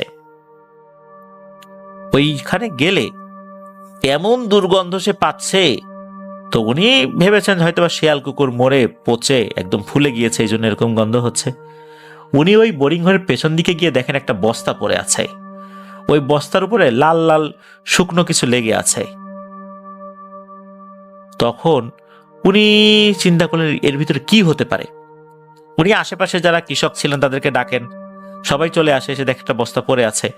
তবে তাদের কাছে সন্দেহ লাগে, তারা কেউই ওই বস্তায় হাত না দিয়ে মেম্বারকে খবর দেন। মেম্বার এসে দেখে অবস্থা তো আসলে ভালো না, অন্য কোনো বিষয় হতে পারে। তখন মেম্বারও এই বিষয়ে কাউকে আগাতে নিষেধ করেন যে কেউ বস্তায় হাত দিবা না, পুলিশকে খবর দেই। দ্রুত পুলিশকে খবর দেওয়া হয়। পুলিশ আসার পর বস্তার মুখ খোলা হলো।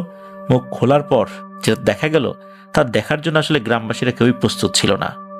সবাই দেখে আঞ্জু বেগমের লাশ বস্তার ভেতরে। আঞ্জু বেগমের পরনের কাপড় দেখে বোঝা যাচ্ছিল এটা আঞ্জু বেগম, তার চেহারা দেখে বোঝার আসলে উপায় ছিল না। শরীরের মাংস, হাড় আলাদা হয়ে গেছে, মাংসগুলো পচে খুলে খুলে পড়েছে, এমন তীব্র দুর্গন্ধ, কাছেই আর যাওয়া যাচ্ছে না। আঞ্জু বেগমের বাড়িতে খবর পাঠানো হয়। তার ছেলে তখন স্কুলে গিয়েছে। তার শাশুড়ি খবরটি শোনা মাত্র দৌড়ে আসেন, এসে এই দৃশ্য দেখতে পান। সবাই আহাজারি করতে লাগলো, আহা, এই অভাবী মহিলাটার কেন এমনটা হলো, কে এই কাজটা করলো, তার তো কোনো শত্রু ছিল না। আসলে আঞ্জু বেগমের সাথে ওই রাতে কি হয়েছিল এটা জানা যায় না। এই লাশ যখন উদ্ধার হলো তখন এটার অবস্থা এমন ছিল যে এটাকে আসলে পোস্টমর্টেম যে করবে এমন উপায়ও ছিল না। তারপরও পুলিশ লাশটি নিয়ে গিয়েছিল। এরপর তাদের যেই ফর্মালিটিস এটা করে পরিবারের কাছে লাশ হস্তান্তর করে। তবে এই লাশের অবস্থা এমন ছিল যে এটা গোসল দেওয়ার উপায় ছিল না। কোনো মতে কাফন পরিয়ে, জানাজা পরিয়ে আঞ্জু বেগমকে দাফন করা হয়। পুলিশটাকে অনেক চেষ্টা করেছিল। ওই যে মাংসের দোকানদার, তাকে অনেক জিজ্ঞাসাবাদ করা হলেও সে কোনো কথাই আসলে বলতে পারেনি, তার মুখ দিয়ে কোনো কথাই বের করা যায়নি। সে একই ধরনের বয়ান সবসময় দিয়েছে যে তার কাছ থেকে মাংস নিয়ে আঞ্জু বেগম চলে গেছে, এর বাইরে সে আর কিছুই জানে না। পাবনা জেলার বেড়া উপজেলার মানুষরা এই ঘটনাটা নাকি এখনো অনেকেই জানেন। আঞ্জু বেগম মারা যাবার ৬-৭ মাস পর থেকে বাজারে এক ভয়ঙ্কর ঘটনা ঘটতে থাকে। গভীর রাত্রে কেউ কেউ দেখতে পায় ভয়ঙ্কর এক মহিলা, যার শরীরের মাংস অর্ধগলিত, পচে যাওয়া, বিভৎস চেহারা। সে শুধু এই গরুর মাংসের যে দোকানগুলো আছে এদিক দিয়ে ঘোরাফেরা করে আর সেখানে পড়ে থাকা শুকনো রক্তগুলো চেটে চেটে খাবার চেষ্টা করে। অনেকেই ধারণা করেন এটা আঞ্জু বেগমের আত্মা। আবার কেউ কেউ ভাবতেন সব ভুয়া।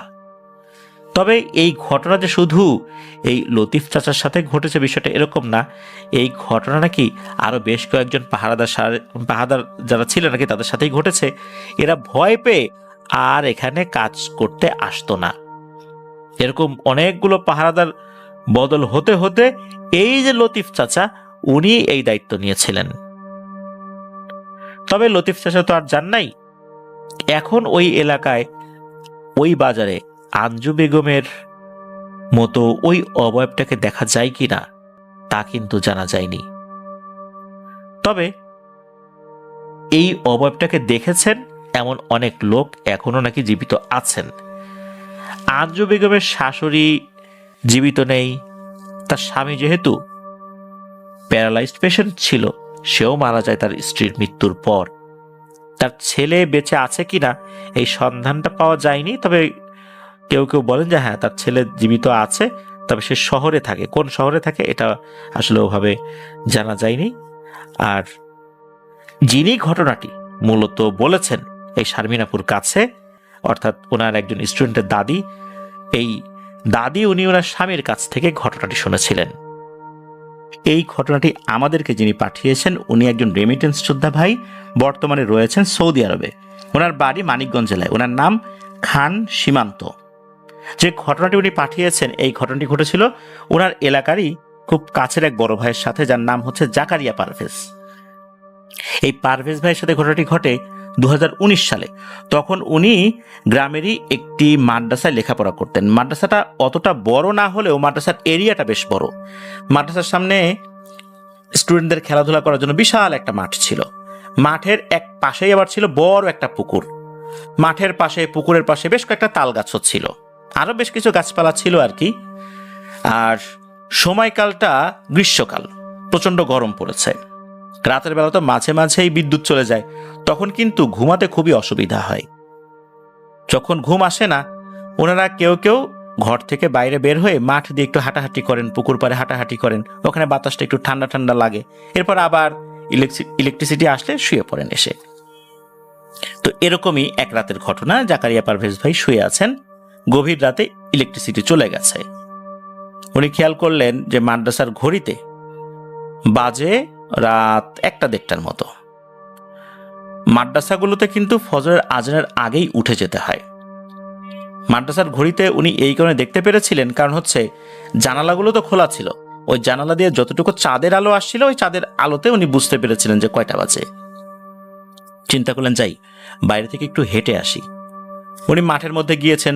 চিন্তা করলেন যে গরমের কারণে হয়তোবা অন্য কোনো ছাত্র ভাইদের ঘুমও ভেঙে যেতে পারে, তারা হয়তোবা বাইরে বের হয়ে আসবে। কিন্তু না, কয়েক মিনিট পার হয়ে গেল, তারা কেউ আসছে না। চিন্তা করলেন যে আমি নিজেই যেয়ে এই সামনের থেকে একটু ঘুরাঘুরি করে আসি। এই চিন্তা করে উনি ওই পুকুরের দিকে হাঁটা শুরু করেছেন। পুকুরের দিকে যখন গিয়েছেন, যাবার পর মোটামুটি আনুমানিক 10-15 মিনিট অতিবাহিত হয়েছে। হঠাৎ করে মনে হলো যে পুকুরের পাশে যে তাল গাছ, এই তাল গাছের মাথার দিকে যেই তাল গাছের পাতাগুলো রয়েছে, ওখানে খরমর খরমর করে উঠলো। উনি ওই আওয়াজ শুনে উপরের দিকে তাকিয়েছেন। এটা যে বাতাসের আওয়াজ না, এটা উনি বুঝতে পেরেছিলেন, কারণ ওই সময় বাতাস খুব একটা ছিলও না। এমন ভাবে পাতাগুলো নড়ে উঠেছে, মনে হচ্ছে ওর ভেতরে ভারী কোনো কিছু নড়াচড়া করছে। উনি যখনই ওদিকে তাকিয়েছেন, উনি দেখতে পান ওই গাছের মাথার উপর থেকে 4টা দীর্ঘদেহী অবয়ব, আনুমানিক উচ্চতা 11 ফুটের মতো হতে পারে। তাদের সবার পরনে জুব্বা রয়েছে, মাথায় হাজি রুমাল, হাজিরা যেই ধরনের রুমাল পরিধান করে এরকম রুমাল রয়েছে। 4 জন একটা খাটিয়া বহন করে নিয়ে যাচ্ছে, বাতাসে ভেসে ভেসে চলে যাচ্ছে। তো উনি এটা তাকিয়ে তাকিয়ে দেখছেন। উনি ভয় পাচ্ছেন, তবুও দেখছেন যে আরে এটা আমি কি দেখছি। হঠাৎ করে হয় কি, এই অবয়বগুলো কাছাকাছি থাকা মাঠের পাশে থাকা তাল গাছের ওখানে গিয়ে মিলিয়ে যায়। এরপর উনি ওই গাছের দিকেও তাকিয়ে আছেন বেশ খানিকক্ষণ। কি ব্যাপার, এখান থেকে বের হলো, ওখানে গিয়ে মিলিয়ে গেল, ঘটনাটা কি? চিন্তা করলেন যাই এখন আমি মাদ্রাসার ভেতরে চলে যাই, এখানে থাকাটা ঠিক হবে না। যেই না উনি ওখান থেকে জাস্ট একটু ঘুরেছেন মাদ্রাসার দিকে, তখনই দেখেন ওনার সামনে ওই 4টা অবয়ব দাঁড়িয়ে আছে, ওই সেম ড্রেসে দাঁড়িয়ে আছে। তবে এবার তাদের চেহারাগুলো দেখতে পাচ্ছিলেন উনি। তবে চেহারার ধরনটা বুঝতে পেরেছিলেন, সেটা হচ্ছে মুখমণ্ডলটা অনেকটাই উজ্জ্বল। চোখের যে জায়গাটা, এই জায়গাটা মনে হচ্ছে জাস্ট দুটো লাল লাইট জ্বলছে এরকম আর কি। তবে নাক, ঠোঁট এগুলো আছে এটা বোঝা যাচ্ছে, কিন্তু একদম স্পষ্ট বোঝা যাচ্ছে না, কারণ মুখমণ্ডলটা অনেকটাই আলোকিত। যখনই উনি এরকম চারটা অবয়বকে দেখেছেন, এটা দেখে তো উনি মারাত্মক ভয় পেয়েছেন। ভয় পাবারই কথা, কেউ যদি রাতের বেলা এরকম একা একা হঠাৎ করে এটা জিনিসটা দেখে ফেলে, বা কেউ একদিক থেকে আরেক দিকে কেবল ঘুরেছে, তখনই যদি দেখে এরকম চারটা জিনিস দাঁড়িয়ে আছে, যে কেউ তো ভয় পাবে, চমকে উঠবে। উনি এটা দেখেছেন, উনি বুঝতে পারলেন এই চারটা যে অবয়বগুলো দাঁড়িয়ে আছে এরা বেশ রাগান্বিত। মনে হচ্ছে কেউ গড় গড় শব্দও করছে, সবাই যে করছে বিষয়টা এরকম না, এরা বেশ রাগান্বিত হয়েছে তার উপরে। উনি ওই সময় কি দোয়া দুরুদ পড়বেন কিছুই আর ওনার মনে আসছে না। কয়েক সেকেন্ড পর উনি ওখানেই সেন্সলেস হয়ে পড়ে যান। ওনার যখন জ্ঞান ফেরে, তখন উনি দেখতে পান উনি মাদ্রাসার ভেতরেই আছেন। ওনার ছাত্র ভাইরা ওনাকে ঘিরে ধরে আছে। মূলত ফজর আজানের আগে ছাত্র ভাইরা যখন উঠে গেছে, তারা অনেকেই ওই পুকুরে অজু করার জন্য যাচ্ছিল। তখন মূলত ওই পুকুরের পাশে এই জাকারিয়া পারভেজ ভাইকে পড়ে থাকতে দেখেন। তারা ওখান থেকে ধরাধরি করে মাদ্রাসায় নিয়ে আসেন, এরপর জ্ঞান ফেরানোর চেষ্টা করেন। তো ওনার যখন জ্ঞান ফেরে, তখনও কিন্তু ফজরের আজান দেয়নি। উনি সব ঘটনা খুলে বলেন কি হয়েছে। হুজুর তাকে বিশ্রাম নিতে বলেন। পরবর্তীতে এশার নামাজের পর হুজুর সবাইকে ডাকেন, জাকারিয়া পারভেজ ভাইকেও ডাকেন। তখন এই বিষয়টা খুলে বলেন হুজুর। হুজুরের মধ্যে তথ্য নিয়েছিলেন যে আসলে ঘটনাটা কি হয়েছে, কারণ মাদ্রাসার ছাত্ররা এখানে লেখাপড়া করে, কই আগে তো এরকম ভয়ের ঘটনা ঘটেনি, হঠাৎ করে আজকেই কেন ঘটলো? ঘটতেই পারে, রাতের বেলার ব্যাপার যেহেতু, কিন্তু ওই সময়ে এটার কারণটা কি, কেন এরকমটা হলো, আর খাটিয়াই বা তারা কেন বহন করে নিয়ে যাচ্ছিল? কারণ তাদের চারজনের কাঁধের উপরে একটা খাটিয়া ছিল, খাটিয়ার মধ্যে একটা লাশও দেখতে পেয়েছিলেন জাকারিয়া পারভেজ ভাই। হুজুর জানালেন এরা যে পাঁচজন, এই পাঁচজন আগে এই মাদ্রাসায় লেখাপড়া করত। এরপর এই তালগাছে এরা থাকে, কখনো কাউকে ভয় টয় দেখায় না। হয় কি এই পাঁচজনের মধ্যে একজন মারা গেছে, এই চারজন খুবই শোকে কাতর। তার ডেড বডিটা নিয়ে অন্য জায়গায় চলে যাচ্ছিলেন, অর্থাৎ যার ডেড বডি তার পরিবারের কাছে তো হস্তান্তর করতে হবে, এই জন্য তারা নিয়ে যাচ্ছিল। ওই সময় এই জাকারিয়া পারভেজ ভাই এটা দেখে ফেলেন। দেখে ফেলবার পর উনি তো চোখ সরান নাই, তাকিয়েই আছেন। ওরাও বুঝতে পারে যে তাদেরকে কেউ একজন দেখে ফেলেছে। এই জন্য তারা যাত্রাপথে যে একটা বাধা পেলেন, পাশের তাল গাছে গিয়ে অবস্থান নেন। ডেড বডিটা ওখানে রেখে ক্ষিপ্ত হয়ে চলে আসেন এই দিকে, যে এ একটা জিনিস দেখলো, দেখার পর তাকিয়ে আছে কেন? তার তো ওখান থেকে চলে যাবার কথা, তাকিয়েই আছে, তাকিয়ে আছে, ওখানে দাঁড়িয়ে আছে। এই জন্যই মূলত তারা ওখানে অবস্থান করে ডেড বডিটা রেখে আবার ফেরত এসে জাকারিয়া পারভেজ ভাইকে ভয় দেখানোর চেষ্টা করেছে, যে এই কাজটি উচিত হয় নাই তার। হুজুরও বলেন যে এই ধরনের দৃশ্য দেখার পর সেখানে আসলে দাঁড়িয়ে থাকতে হয় না, এত কৌতূহল নিয়েও দেখতে হয় না, চলে আসতে হয়। ওরা যদি টের পায় তাহলে বিপদ হয়। ওরা তো ভালো জিনিস এই মাদ্রাসায় লেখাপড়া করেছে, এই জন্য এই একই মাদ্রাসার স্টুডেন্ট হিসাবে একজন ছাত্র ভাইয়ের ক্ষতি ওরা করেনি। তবে এরকমটা যে উচিত না, এটাই শুধু বোঝানোর জন্য ওখানে এসেছিল। হুজুর এটাই বলেন, আর কোনো ক্ষয়ক্ষতি হবে না। হুজুর এটাও বললেন যে ওরা আর আসরও করবে না, তবে এভাবে তাকিয়ে থাকাটা উচিত নয়। এটা অন্য স্টুডেন্টদেরকেও বোঝানোর জন্যই হুজুর মূলত সবাইকে একত্র করে এই ঘটনাটি শেয়ার করেছিলেন। ধন্যবাদ জানাচ্ছি খান সীমান্ত ভাইকে আপনার পাঠানো ঘটনার জন্য। প্রিয় লিসেনার,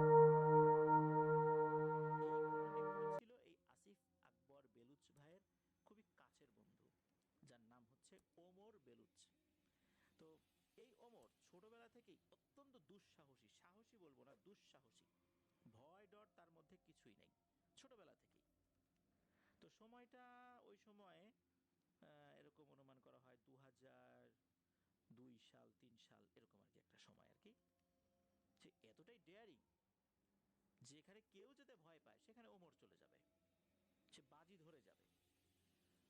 এই যে ওনাদের যে বাড়ি করাচির শেখপুরা নামক স্থান, এই শেখপুরাতে অনেক বড় একটা কবরস্থান রয়েছে। এই কবরস্থানের অনেকগুলো গেট, 15-20টা গেট রয়েছে। একটা গেট থেকে আর একটা গেটের দূরত্ব রয়েছে। আমাদের ঢাকাতে যেমন আজিমপুর কবরস্থান দেখি, এটারও কিন্তু বেশ কিছু গেট রয়েছে। এটার ফ্রন্ট সাইডে দুটো গেট দেখা যায়, আবার একদম নিউ মার্কেট সাইডে একটা গেট দেখা যায়। আবার দেখা যাচ্ছে যে আমরা যদি এই রায়ের বাজার বদ্ধভূমির কাছে যে এই কবরস্থানটা রয়েছে, এর আবার অনেকগুলো গেট রয়েছে। ঠিক তেমনি ওই কবরস্থানটা অনেক বড় ছিল, 15-20টা গেট রয়েছে। একটা গেট থেকে আর একটা গেটের দূরত্বও মোটামুটি বেশ ভালোই বলতে হবে। ওই কবরস্থানে রাতের বেলা, বিশেষ করে এশার নামাজের পর যে কেউ যেতে ভয় পায়। তবে হ্যাঁ, কেউ যদি কোনো লাশ দাফন করতে যায়, তার সাথে আত্মীয় স্বজন যায়, তারা দাফন কাফন করে চলে আসে। কিন্তু থাকে না অতি উৎসাহী কিছু লোক, যারা কবরস্থানে রাতের বেলা যায়, ঘোরাঘুরি করে, তারপর কবরস্থানে গিয়ে তাবিজ কবজ গেড়ে চলে আসে ব্ল্যাক ম্যাজিক করার জন্য, থাকে না এই টাইপের লোক। তো যারাই এই উদ্দেশ্যে ওই কবরস্থানে যায়, গেলেই নাকি হাড় চাবানোর শব্দ পাওয়া যায়। মানে অকারণে যেই গেছে লাশ দাফন সংক্রান্ত কাজ ছাড়া, তারাই এই ধরনের শব্দ শুনতে পেয়েছে, অনেক ভয়ও পেয়েছে। এই জন্য লাশ দাফন করা ছাড়া রাতের বেলা কেউ সাধারণত ওই কবরস্থানে যায় না। এমনটা না ওটা পরিত্যক্ত কবরস্থান, ওখানে সবসময়ই কবর হচ্ছে, এখনো হচ্ছে। তো এই যে ওমর, এই ওমরকে একটা চ্যালেঞ্জ ছুড়ে দেওয়া হয়। ওনার বন্ধু বান্ধবরা, এই যে আসিফ আকবর বেলুচ ভাই সহ আরো 8-10 জন বন্ধু বান্ধবরা এই ওমরকে একটা চ্যালেঞ্জ ছুড়ে দেয়। সেটা হচ্ছে, রাতের বেলা তুই ওই কবরস্থানে ঢুকতে পারবি? উনি বলেন, এই আর এমন কি, যদি ঢুকতে পারি তাহলে কি করবি, কি খাওয়াবি বল। তখন ওনাদের ওই এলাকার বিখ্যাত একটা খাবার, ওনারা ওটাকে কড়াই গোশত বলেন আর কি, এমনটাই জানিয়েছেন। এটা ওনাদের একটা রিজিওনাল খাবার, মানে আঞ্চলিক খাবার আর কি, বিশেষ পদ্ধতিতে ওটা ওনারা তৈরি করেন। তো এই জিনিসটা খাওয়াতে হবে তাকে, যদি উনি এটা করে আসতে পারেন। তো ঠিক আছে, চলে গেছেন। রাত কিন্তু তখন যে অনেক, বিষয়টা এরকম না, এই এশার নামাজের পর। তখন রাত আনুমানিক কয়টা বাজে, হয়তো বা 9টা এরকম। চারদিকে আলো আছে, ল্যাম্প পোস্ট রয়েছে, কবরস্থানের ভিতরেও কিন্তু ল্যাম্প পোস্ট রয়েছে, ঘুটঘুটে অন্ধকার, বিষয়টা এরকম বলা যাবে না। তখন বন্ধু বান্ধবরা সবাই বাইরে। এই ওমর উনি কি করছেন, উনি 6 নাম্বার গেট দিয়ে ঢুকেছেন। গেটের নাম্বারটাও মনে আছে, 6 নাম্বার গেট দিয়ে ঢুকেছেন। 6 নাম্বার গেট দিয়ে ঢোকার পরপরই বন্ধু বান্ধবরা খেয়াল করে যে আরে ওই পাশে একটা গেট রয়েছে, কাছাকাছি যে গেটটা, ওই গেটটা ছিল নাকি 3 নাম্বার গেট, মানে সিরিয়ালে ওটা 3 নাম্বার গেট পড়ে। 6-এর মাঝখানে যে আরো যে 4, 5 এরকম না, ওখানকার একটা আলাদা একটা হিসাব আছে আর কি। ওই পাশে যে গেটটা, ওটা হলো 3 নাম্বার গেট। তো তাকে 3 নাম্বার গেট দিয়ে এই ওমর বের হচ্ছে, মাত্র কয়েক মিনিটের ব্যবধানে সে বের হচ্ছে। কি ব্যাপার, ওমর এই দিক দিয়ে ঢুকলো, এদিক দিয়ে যদি সোজা ওই 3 নাম্বার গেট দিয়েও বের হয়, তারপরও তার হেঁটে আসতে বেশ সময় লাগার কথা। 2 মিনিটের মধ্যে এসে 6 নাম্বার গেট দিয়ে ঢুকে 3 নাম্বার গেট দিয়ে বের হলো, মানে এটা কিভাবে সম্ভব? ও কি দৌড়ে পার হয়েছে? দৌড়ে পার হলেও তো এত তাড়াতাড়ি হওয়ার কথা না, মনে হয় ঢুকলো আর ওদিক দিয়ে বের হলো। তখন ওমর হাঁটতে হাঁটতে তাদের কাছে চলে আসে, সে বলে, এই আমি কিন্তু ঘুরে আসছি, এখন খাওয়াতে হবে, নে খাওয়া। সবাই বলছে, তুই এত তাড়াতাড়ি কিভাবে ঘুরলি? তখন ওমর বলতেছে, এই কথা তো ছিল না, তোরা কথা বলছিস কি, কথা বলছিস আমি ঢুকতে পারি কিনা, আমি তো ঢুকছি, ঢুকে বের হয়ে আসছি। এখন শর্ত অনুযায়ী কড়াই গোস্ত খাওয়াতে হবে। কি আর করা, বন্ধু বান্ধবদের প্রস্তুতি তো ছিলই। গেছেন, ভরপুট খেয়ে, মানে ভরপেট খেয়েছেন, এরপর যে যার বাড়িতে চলে গেছেন। ওমরও ওমর বাড়িতে চলে গেছে। তো এই যে আসিফ আকবর বেলুচ ভাই, উনি যখন বাড়িতে গেছেন, যাওয়ার পর কিছুক্ষণের মধ্যেই এই ওমরের বাবা চলে আসছেন, যে এই আসিফ, ওমর কোথায়? তখন আসিফ ভাই বলতেছেন যে, হ্যাঁ ওমর তো আমাদের সাথেই ছিল, আমরা তো বাসায় চলে আসলাম, সে তো বাড়িতে চলে গেছে। না তো, ওমর তো যায় নাই, ওমর তো বাড়িতে আসে নাই, ওখানে আর কে কে ছিল, চলো তো যাই, তাদের বাড়িতে যাই। তখন আসিফ ভাইকে সাথে নিয়ে ওমরের বাবা প্রত্যেকের বাড়িতে গেছেন।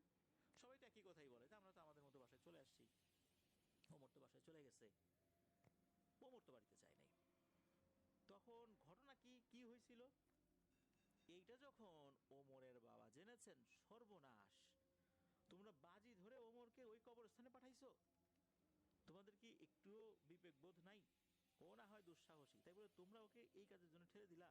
তোমরা জানো না রাতের বেলা এখানে কেউ অকারণে যায় না, অকারণে যাওয়া এখানে নিষেধ।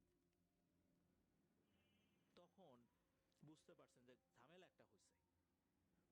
ওমরের বাবা এই ঝামেলা আঁচ করতে পেরে কাল বিলম্ব না করে ওনাদের কাছাকাছি থাকা একটা মসজিদ, ওই মসজিদের যিনি ইমাম সাহেব, খুব ভালো মানের একজন রাকি, উনি তার কাছে গিয়েছেন। রাকির কাছে গিয়ে যখন বলেছেন এই ঘটনা, আসে নাই। রাকি বলেন যে আমাকে একটু সময় দেন। এই বলে ওনাকে একটা জায়গায় বসিয়ে রেখে উনি ওনার রুমে চলে যান। মিনিট 10 সময় নিয়েছেন আর কি। এরপরে উনি যখন বের হয়ে আসছেন, মনে হলো ওনার চোখে মুখে আতঙ্ক। উনি বলেন যে দ্রুত চলেন, আমার সাথে চলেন, ওই কবরস্থানে যেতে হবে। আর লোক এই কয়জন হলে হবে না, কমপক্ষে 50-60 জন লোক লাগবে। তখন তো ওমরের বাবা চিৎকার চেঁচামেচি শুরু করছে, কি কোথায় আসো, ওমরকে খুঁজে পাওয়া যাচ্ছে না, কবরস্থানে যেতে হবে। আশপাশ থেকে অনেক লোকজন চলে আসে, 50-60 জন না, প্রায় 100 জনের কাছাকাছি লোক হয়ে গেছিল এখানে। সবাই মিলে কবরস্থানে গিয়েছেন। আগে হুজুর গিয়েছেন। হুজুর কিন্তু এদিক ওদিক যান নাই, উনি সোজা হাঁটছেন হাঁটছেন হাঁটছেন আস্তে আস্তে কবরস্থানের ভিতর দিকে চলে যাচ্ছেন, যেখানে অনেকটাই অন্ধকারচ্ছন্ন একটা জায়গা। এমন একটা জায়গায় গিয়েছেন ওখানে বেশ অনেকদিন ধরে কোনো কবর টবর হচ্ছে না। তখন উনি দূর থেকে বলেন, সবাই ওইখানে যাও, ওইখানে গিয়ে ওমরকে পাবা। বেশ কয়েকজন ওখানে গিয়ে দেখে এক ভয়ঙ্কর দৃশ্য। ওমরের পা দুটো, মানে হাঁটু থেকে পায়ের যে গোড়ালি, এই দুটো মনে হচ্ছে বের হয়ে আছে, উপর হয়ে আছে, কিন্তু পায়ের গোড়ালি থেকে হাঁটু পর্যন্ত কবর থেকে বাইরে বের করা। ঝোপ জঙ্গল আছে তো এখানে, আর পুরো বডিটা কবরের ভেতরে। দ্রুত ওখান থেকে তাকে বের করা হয়। সে হুঁশে ছিল না, অজ্ঞান হয়েছিল। ওখানেই তাকে একটু পানির ছিটা দিয়ে জ্ঞান ফেরানোর চেষ্টা করা। জ্ঞান ফেরে, হুজুরও ঝাড়ফুঁক করে দেন ওইখানে ইনস্ট্যান্ট। তার যখন জ্ঞান ফেরে তখন বলে কি হয়েছিল। তো ওমর বলে সে শুধু 6 নাম্বার গেট দিয়ে ঢুকেছে, এরপরে কি হয়েছে তার মনে নাই। হঠাৎ করে মনে তার চোখের সামনে সবকিছু অন্ধকার হয়ে গেল। তারপরে এখন দেখছে সবাই এইখানে, এই যে এতগুলো মানুষ। হুজুর বলেন যে আল্লাহ তাআলা তোমাকে অন্তত প্রাণে বাঁচিয়ে দিয়েছেন, অকারণে এখানে আসা যাবে না। এত মানুষ আসতেছে দাফন কাফন করার জন্য, কই তাদের সাথে তো কোনো কিছু হয় না। যারা ফাজলামি করার জন্য আসে, কৌতূহলী হয়ে আসে, তারাই এই ধরনের বিপদের মুখোমুখি হয়। এরপর হুজুর ঝাড়ফুঁক করে দেন, ওমরের মতো বাড়িতে চলে যায়। সকাল থেকেই ওমর আধা পাগল, পুরো পাগল না, আধা পাগল। এরপর অনেক ঝাড়ফুঁক করানো হয়েছে, এখন পর্যন্ত ওমর এই হালতেই আছে, এই আধা পাগল অবস্থা। এই অবস্থাতেই তার দিনকাল চলে যাচ্ছে। প্রিয় লিসেনার্স, এই বিষয় সম্পর্কে একটু কথা বলে রাখি। আমাদের মধ্যে কিন্তু অনেকেরই একটা ভুল ধারণা আছে, তা হচ্ছে দুটো স্থান খুবই পবিত্র, এখানে কোনো জিন থাকে না, কোনো কেউ ক্ষতি করার জন্য আসে না। এটা কিন্তু ভুল ধারণা। প্রথমত অনেকে মনে করেন শ্মশান পবিত্র। হ্যাঁ, হিন্দু ধর্মাবলম্বীদের কাছে শ্মশান পবিত্র। যে কোনো জায়গায় যেখানে লাশ দাফন করা হয়, লাশ দাহ করা হয়, সেটা যে কোনো ধর্মাবলম্বীদের ক্ষেত্রেই হোক না কেন, ওখানে কিন্তু জিনেদের আনাগোনা থাকবেই। এটা কবরস্থানের ক্ষেত্রেও ব্যতিক্রম না, শ্মশানের ক্ষেত্রেও ব্যতিক্রম না, কবরস্থানের ক্ষেত্রেও ব্যতিক্রম না। আমরা মনে করি যে কবরস্থান পবিত্র, যদি কোনো খারাপ জিন ধাওয়া করে তাহলে কবরস্থানে ঢুকলে কোনো ক্ষতি হবে না। হ্যাঁ, এই অংশটুকু সত্য, কিন্তু কবরস্থানে জিন থাকে না, এই অংশটুকু ভুল। কবরস্থানে জিন থাকে, কেউ অসৎ উদ্দেশ্যে কবরস্থানে যদি যায়, সে এই ধরনের জিনের কবলে পড়তে পারে। আবার কবরস্থানটা যদি এমন হয় যে সেখানে এমন ব্যক্তিদের কবর খুব বেশি দেওয়া হচ্ছে যারা ভালো মানুষ ছিলেন না, তখন কিন্তু অনেক দুষ্ট জিনগুলো ওই কবরস্থানে এসে আস্তানা গাড়ে।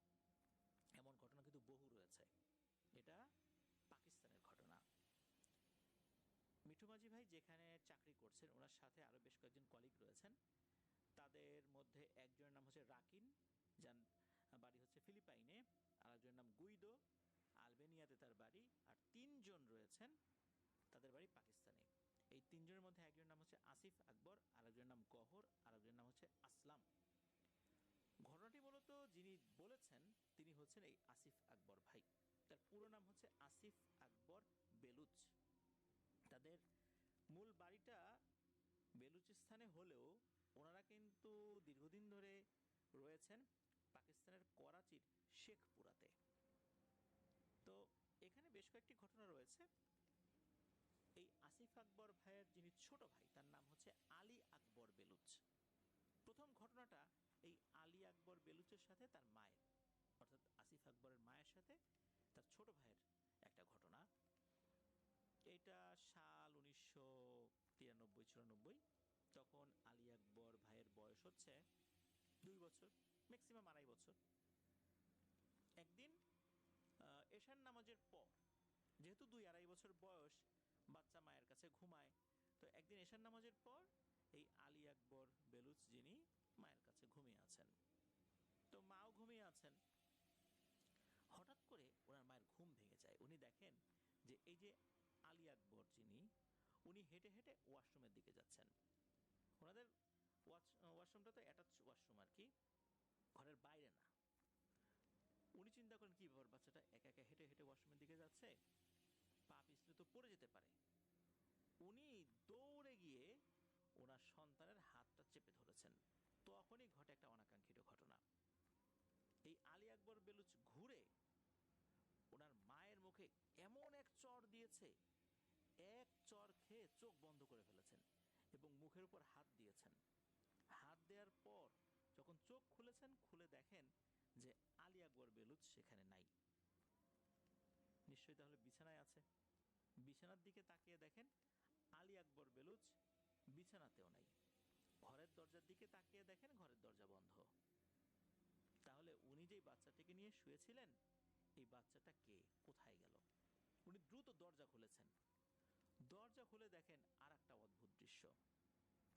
আলী আকবর বেলুচ তার বাবার সাথে বাড়ির উঠোনে খেলাধুলা করছে। উনি তো মুখে হাত দিয়েই ওনার হাজবেন্ডের কাছে গেছেন যে, আচ্ছা তুমি কি ওকে ঘর থেকে বাইরে বের করে নিয়ে আসছিলা? কিন্তু ঘরের দরজা তো ভেতর থেকে বন্ধ। তখন ওনার হাজবেন্ড বলছেন যে, না তো আমি তো বাইরে বের করি না, আমি তো বেশ অনেকক্ষণ ধরেই বাচ্চাটার সাথে খেলছি। তখন সব ঘটনা খুলে বলেন এই এই ঘটনা। তখন ওনার হাজবেন্ড বলে, ঠিক আছে তোমার মুখের উপর থেকে হাতটা সরাও তো। হাত সরানোর সাথে সাথে এই আসিফ আকবরের বাবা চমকে ওঠেন যে কি, কারণ হচ্ছে মুখের উপরে এমন চিহ্ন হয়ে আছে। কারণ পাকিস্তানের যারা বাসিন্দা তা তো অনেক উঁচু লম্বা, তাদের মুখের গড়নটাও বেশ বড় সড়ো হয় আমাদের বাংলাদেশিদের থেকে আর কি। মুখের এক পাশে মনে হচ্ছে অনেক লম্বা লম্বা দাগ এমন ভাবে বসে গেছে যে মুখের কয়েকটা জায়গায় ফেটে রক্ত বের হচ্ছে। মানে এত জোরে চর 2-2.5 বছরের বাচ্চা কখনো কাউকে দিতে পারে? আর হাতের যে চিহ্ন, এটা মোটেও কোনো ছোট মানুষের হাতের চিহ্ন না। মনে হচ্ছে তাদের যে হাত, এই হাতগুলো তো অনেক বড় বড়, তাদের যে পাঞ্জাটা, এর থেকেও মনে হচ্ছে বড় পাঞ্জা দিয়ে তার মুখের উপরে আঘাত করা হয়েছে। তাহলে এই ঘটনাটা কে ঘটালো? ওনার বাচ্চা তো বাইরে বাবার সাথে খেলছে, ওখানে আসলে কে ছিল? নিঃসন্দেহে বোঝা যায় ওইটা কোনো মানুষ ছিল না। তো এটা তো গেল একটা ঘটনা। এরপরে আসি আর একটা ঘটনায়। এই ঘটনাটির প্রত্যক্ষদর্শী এই আসিফ আকবর বেলুচ ভাই নিজেই। আর একটা কথা বোঝার জন্য বলে রাখি, আসিফ আকবর বেলুচ ভাই উনি কিন্তু উর্দুতে ঘটনাটি মিঠু ভাজি ভাইকে বলেছিলেন আর কি। আর এটা আমরা এখন বাংলায় বলছি বোঝার সুবিধার্থে। তো আসিফ আকবর ভাই উনি একদিন দুপুরবেলা, দুপুর আনুমানিক 1টা-1.5টা বাজে, ওনাদের ওখানে চাপকল রয়েছে।